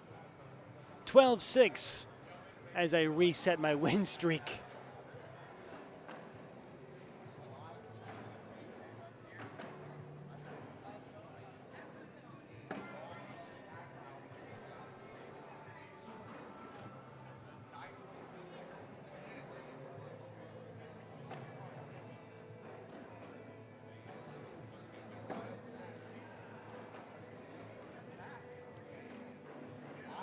McKenna again has a lead bag that's just out of play.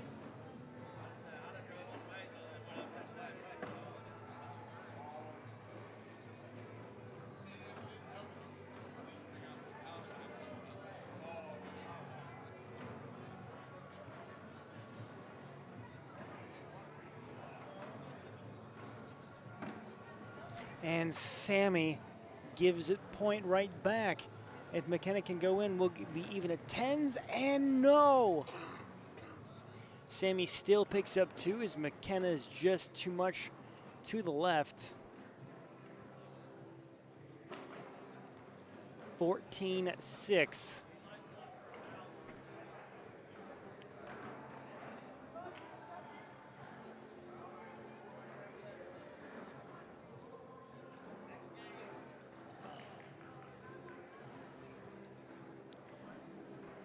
Congratulations to Braden Easterling on punching his ticket to the Final 8, going through undefeated. He took down Nick Close, 21-10.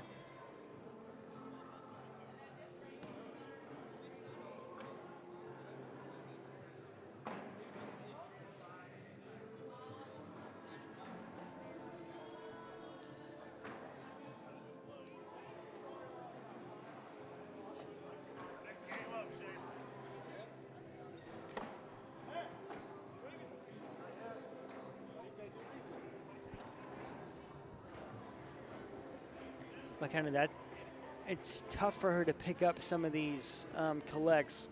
We'll see if she's able to here, as it would be big, and put Sammy on 16. McKenna down and hard right at it, cannot grab it. And it will be 16-6 once the score gets reset.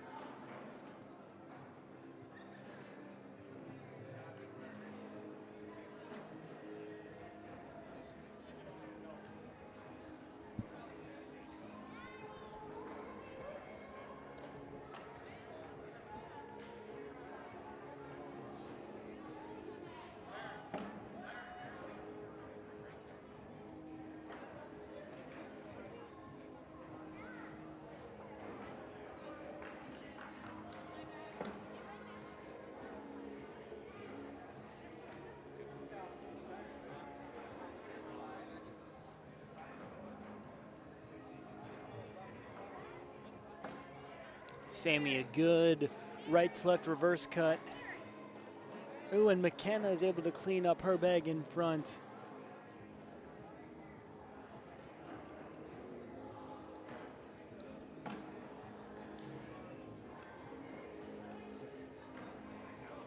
McKenna down the middle. And Sammy's falls on the vibration. Tried to get 2, she could not. It remains 16-6, and the spread is 10.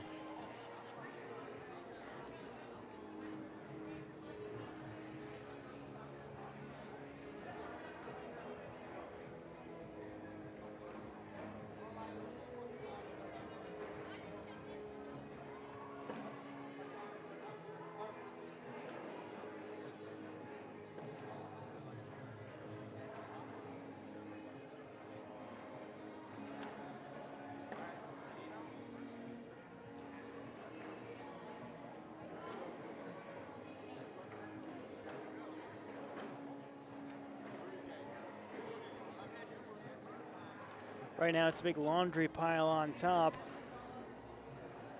I think Sammy has, I don't know which bag is down there. Ooh, and Sammy goes off the side entirely.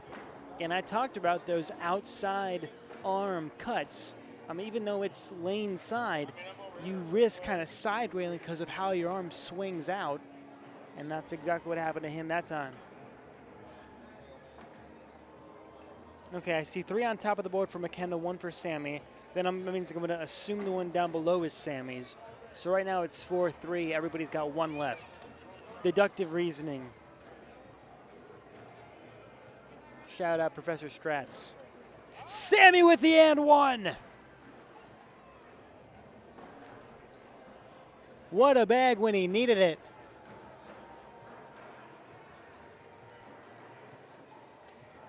And McKenna goes off, and that won't And that'll put us, what is that, 7-2? And that might do it. If that's 7-2, that's the game. It is. That is the game. A walk-off and one to do it. What a bag by Sammy Vanickle. That was insane. At a time like that, that was ballsy. Congratulations to Vanickle as he advances, part of the undefeated group. Wylie Chambers, Sammy Vanickle, Braden Easterling, and Darren Zastro all have punched their tickets to the final 8 by going undefeated through bracket play.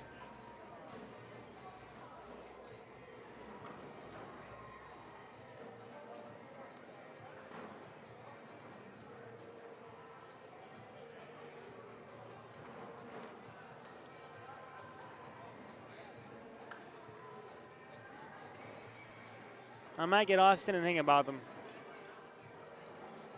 going to try to grab it.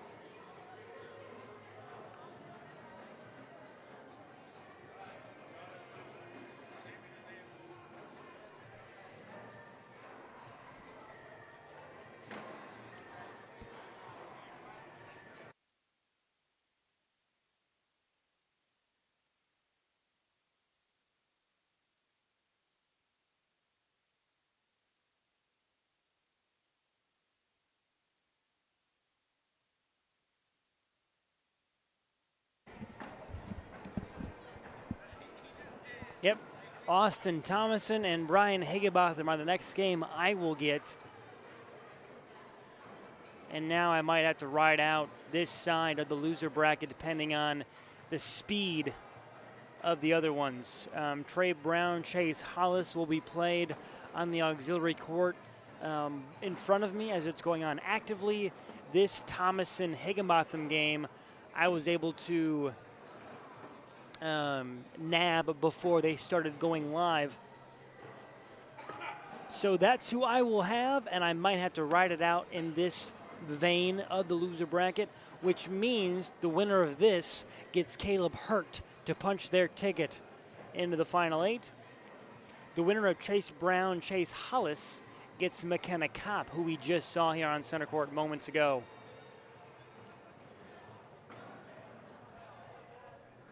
Thomasson, Higginbotham, both ACO pros. I think Higgy is an ACO pro. Let me fact check myself real quick.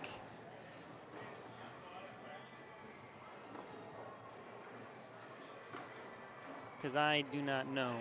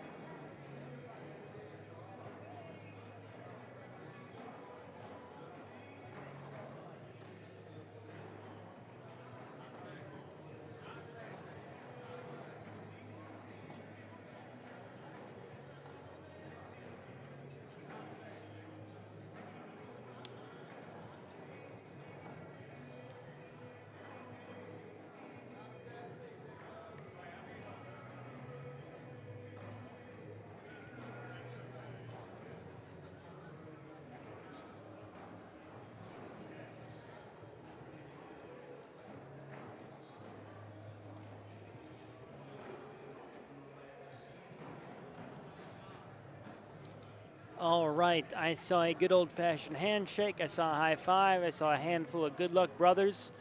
And here we go. Higginbotham lead bag down the middle, but he missed it bit on the left-hand side.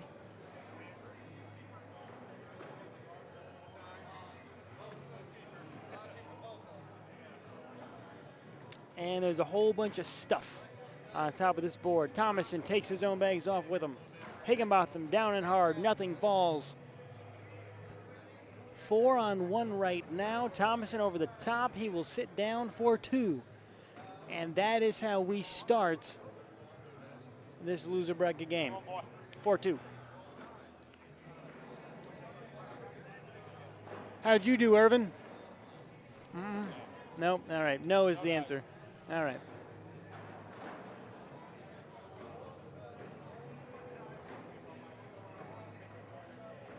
Higginbotham lead bag again. First bag down the middle and in.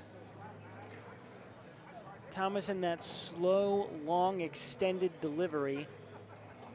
Higginbotham, very much more rapid fire, kind of pow, pow.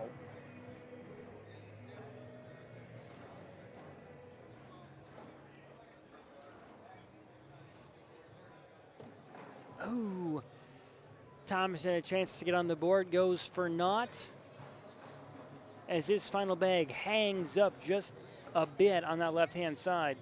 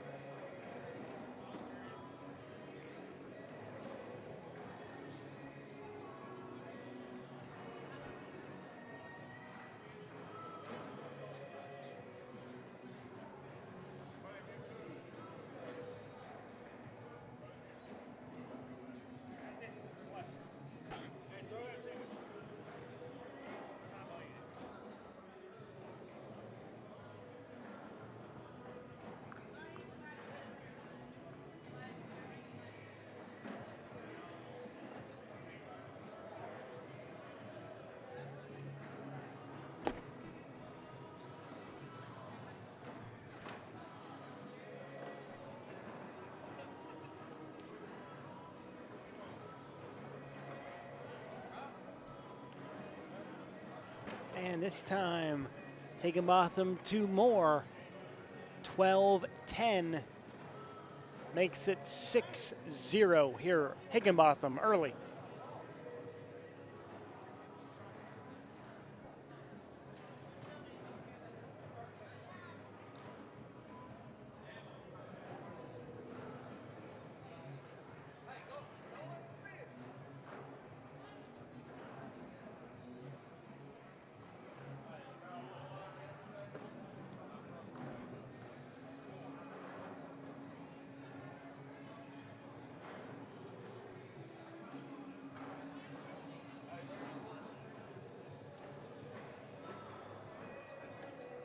Ooh, Thomasson, a good push collect to bring that bag with him.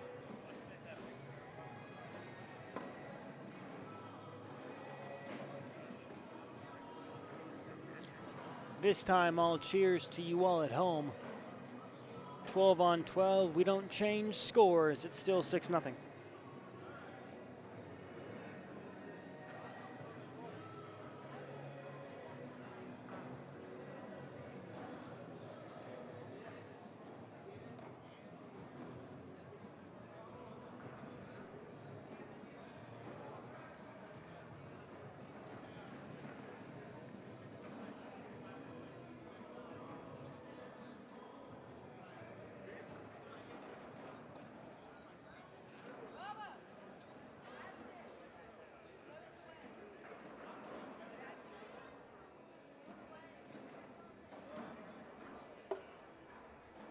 Austin again has a bag that's just a bit on the left-hand side. And he might be able to get it without dragging it. He might be able to kind of hit the board and bring it down. He does go hard at it, and he got it.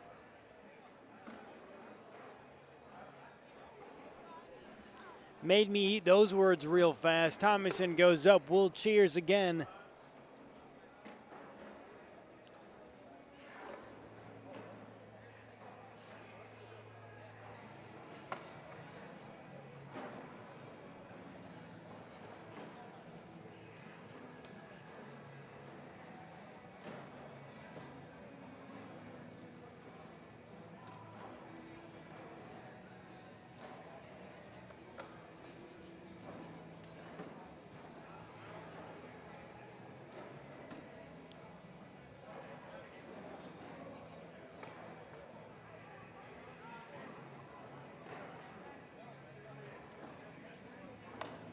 A whole bunch of laundry on the left-hand side, and Thomasson sneaks one in. Higginbotham down and hard, can't bring anything with him.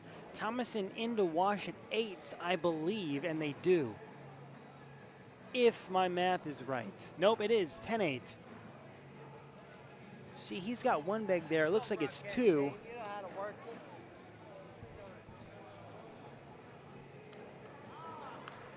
10-8, Austin breaks the seal. 6-2 here early on.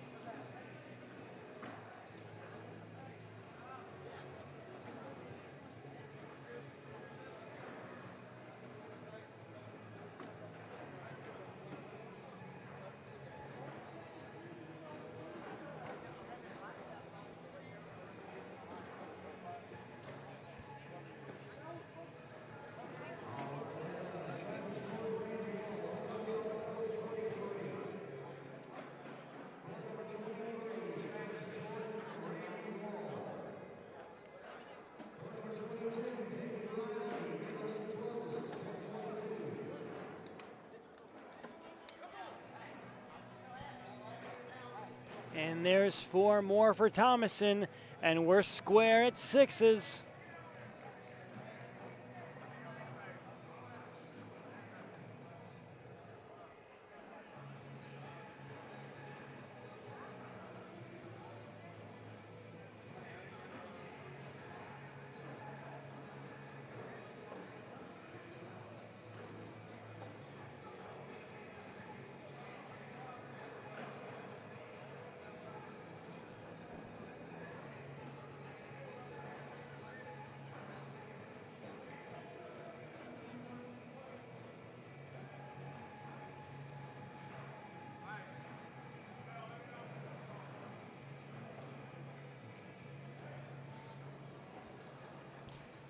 And this time it's Higginbotham able to capitalize on a Thomasson mistake as Hickey regains the advantage, 8-6.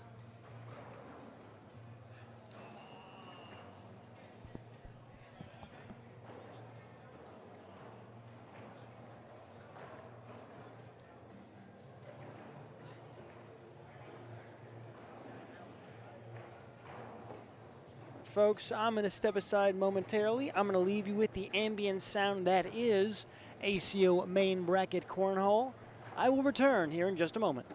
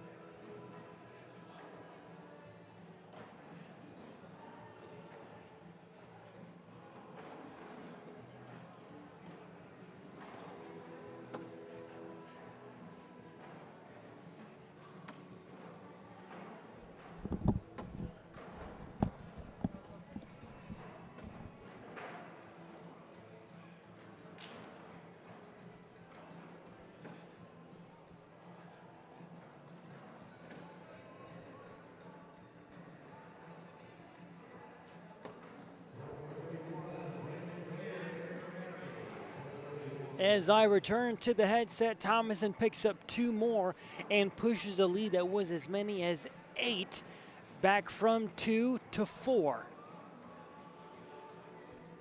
16-12 here, and the winner earns the prize of playing Caleb Hurt. Trey Brown dispatched Chase Hollis 21-3 in the other side of the loser bracket game. Trey Brown and McKenna Cobb do battle right now. Winner gets into the final 8. And on the flip side, the winner of this one, like I said, gets to take on Caleb Hurt.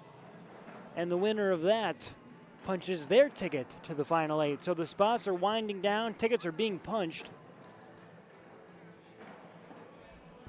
Ooh, and Higginbotham skirts backside on top of the pond again. Thomasson down the middle. Higginbotham gives up 2 more. 18-12, and now we start coming to mistake territory.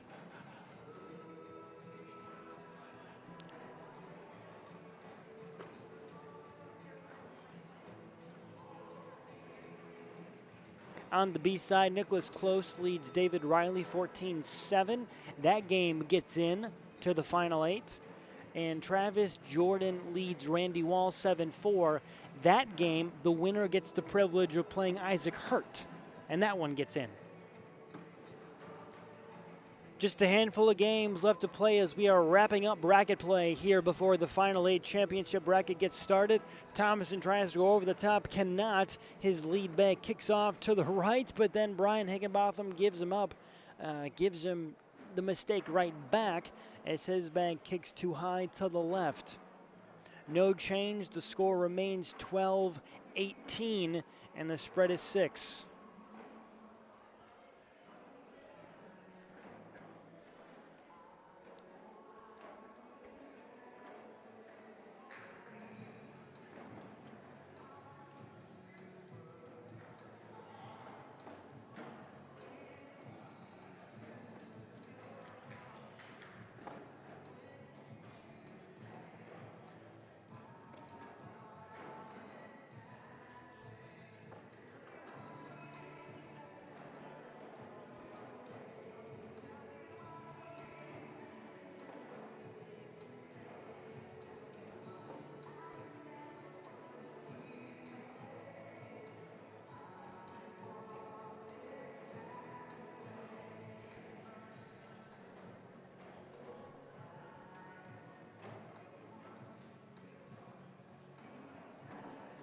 Higginbotham picks up 2 more, refuses to go away, 18-14. Here as we get into the late rounds.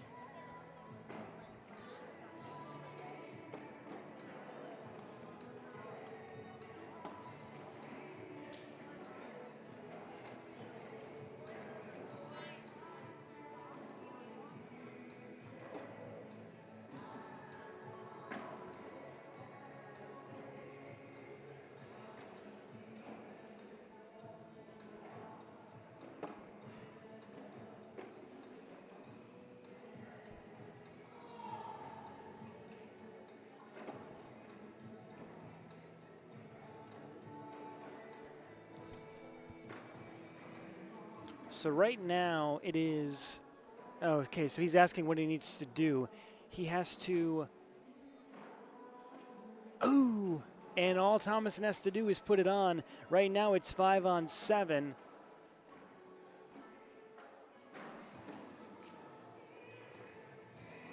And he does. 8-5 is the 3 points that Higginbotham needs.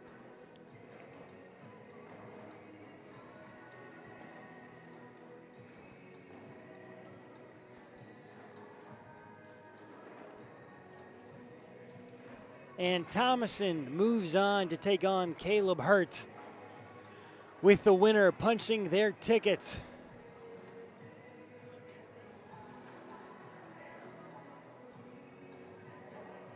Punching their ticket to the final 8.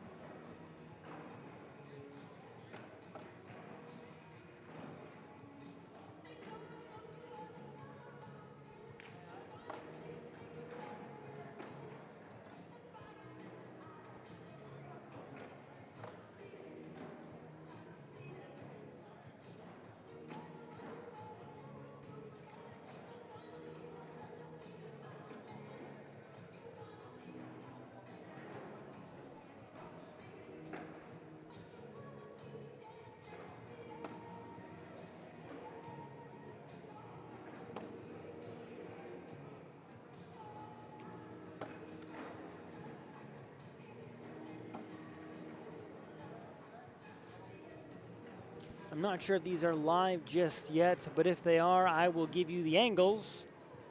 And everything falls but Caleb's bag. I see a bag switch for Caleb. They're not the Hurt Locker medals. Ooh, Thomasson falls back down, and those bags are live, 12-12. No score here early. Yeah, they're not the Gusto medals that we've seen all tournament long from Caleb in singles. Curious to see what they are.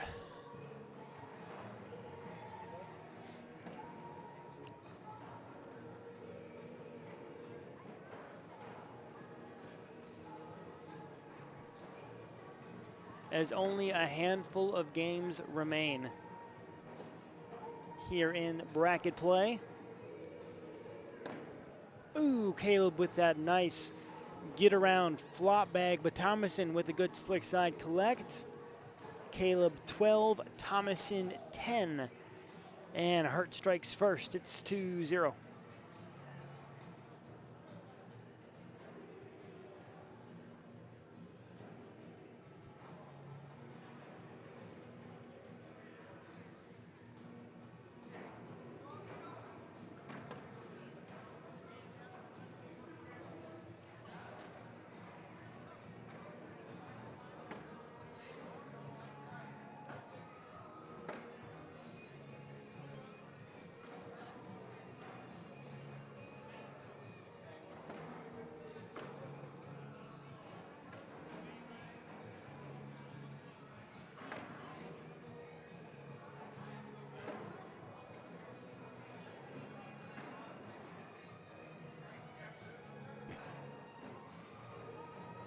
I will cheers to every single one of you from through the screen.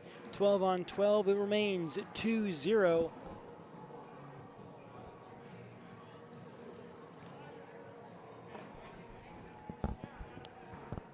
As this one could be a long night.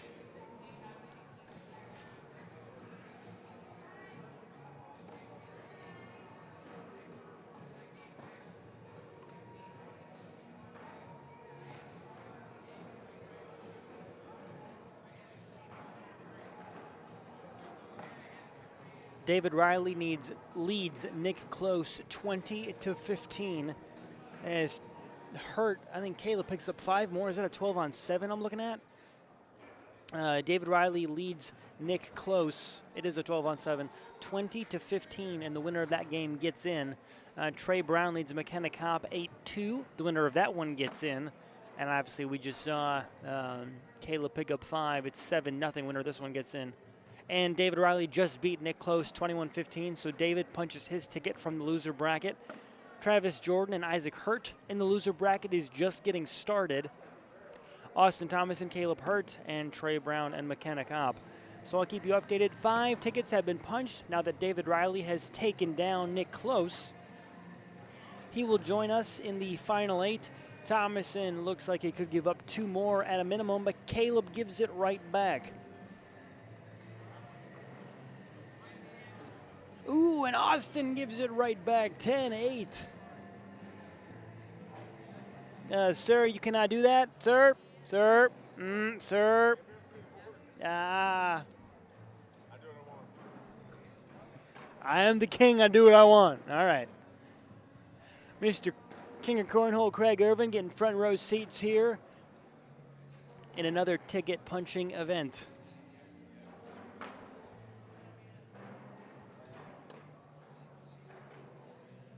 Caleb, that bag in the left-hand side is going to be cross-body opposite hand. We'll see if he can go get it. He's stepping out now since Austin gave him the mistake right back. So those are black Gustos. I see Gusto on the bag right there.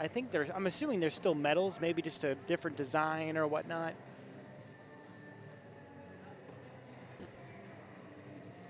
As Austin gives Caleb a helping hand. Clearly, he must need it. And it's 11-0, 12-10 in favor of Caleb Hurt that round.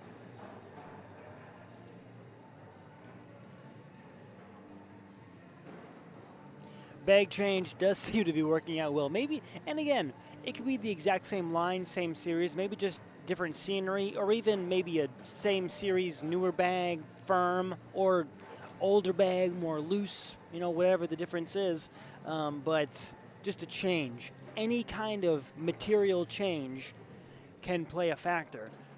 And Thomasson shoots one off the back. Caleb, his half of the 12 is complete. Thomasson finishes at most with a 9, and he does. An 11-7-1 post bag change for Caleb Hurt, and it's 14-0.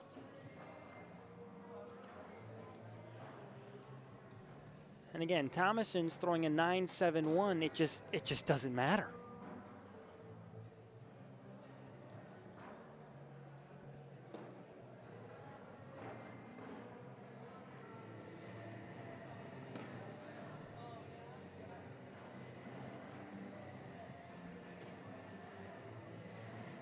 Thomasson again, and they are so far running bag for bag. 6 thrown, 6 down. Hurt completes his half, and Thomasson cannot match, and he front boards it again. 17-0 and another 4 bag for Caleb Hurt.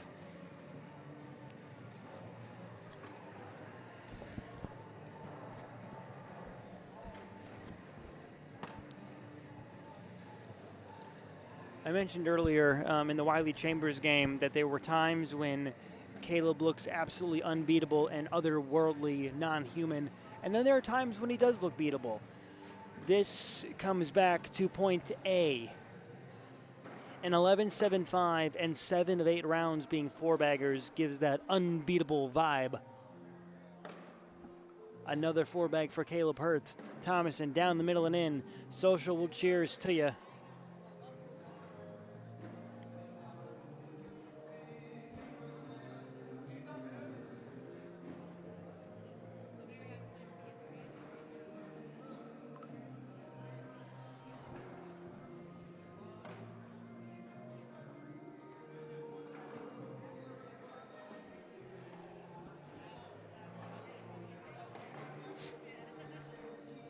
Thomasson too far behind it, back left, but he could go at it if he wants.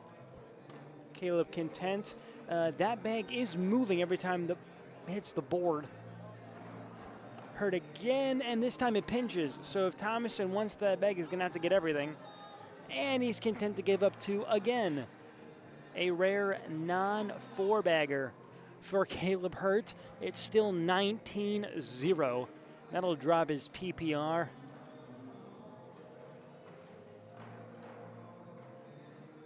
A whole 1.8, or 0.18, I should say. Oh, man. Well, 0.18 to an 11-6.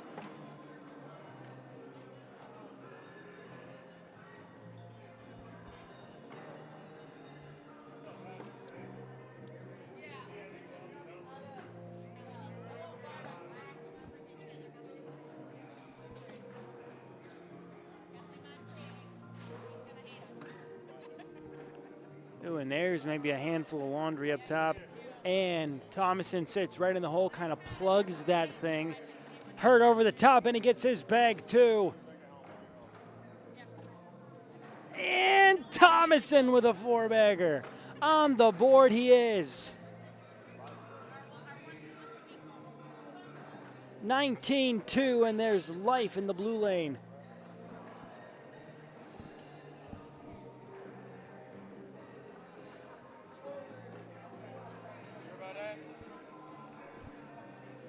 Sure about that?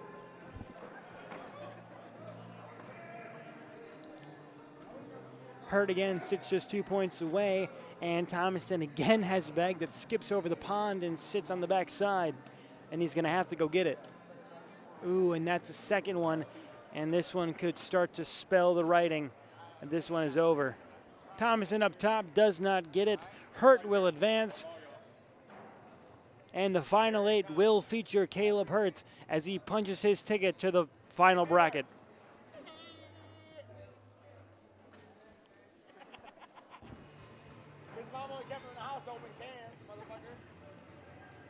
Isaac Hurt leads Travis Jordan 2-4. and Trey Brown leads McKenna Cobb 12-8. But that is all the games I have available to me. So with that, I will step aside. 6 tickets have been punched out of 8 as the last 2 games are in progress. We will reshuffle, reseed, and resend out the bracket. And when we do, I will have you from start to finish as an ACO singles champion will be crowned in Toledo. From the Glass City Center, I'm Mad Maz, Isaac Mazenka. Do not go far. We'll return in just a moment.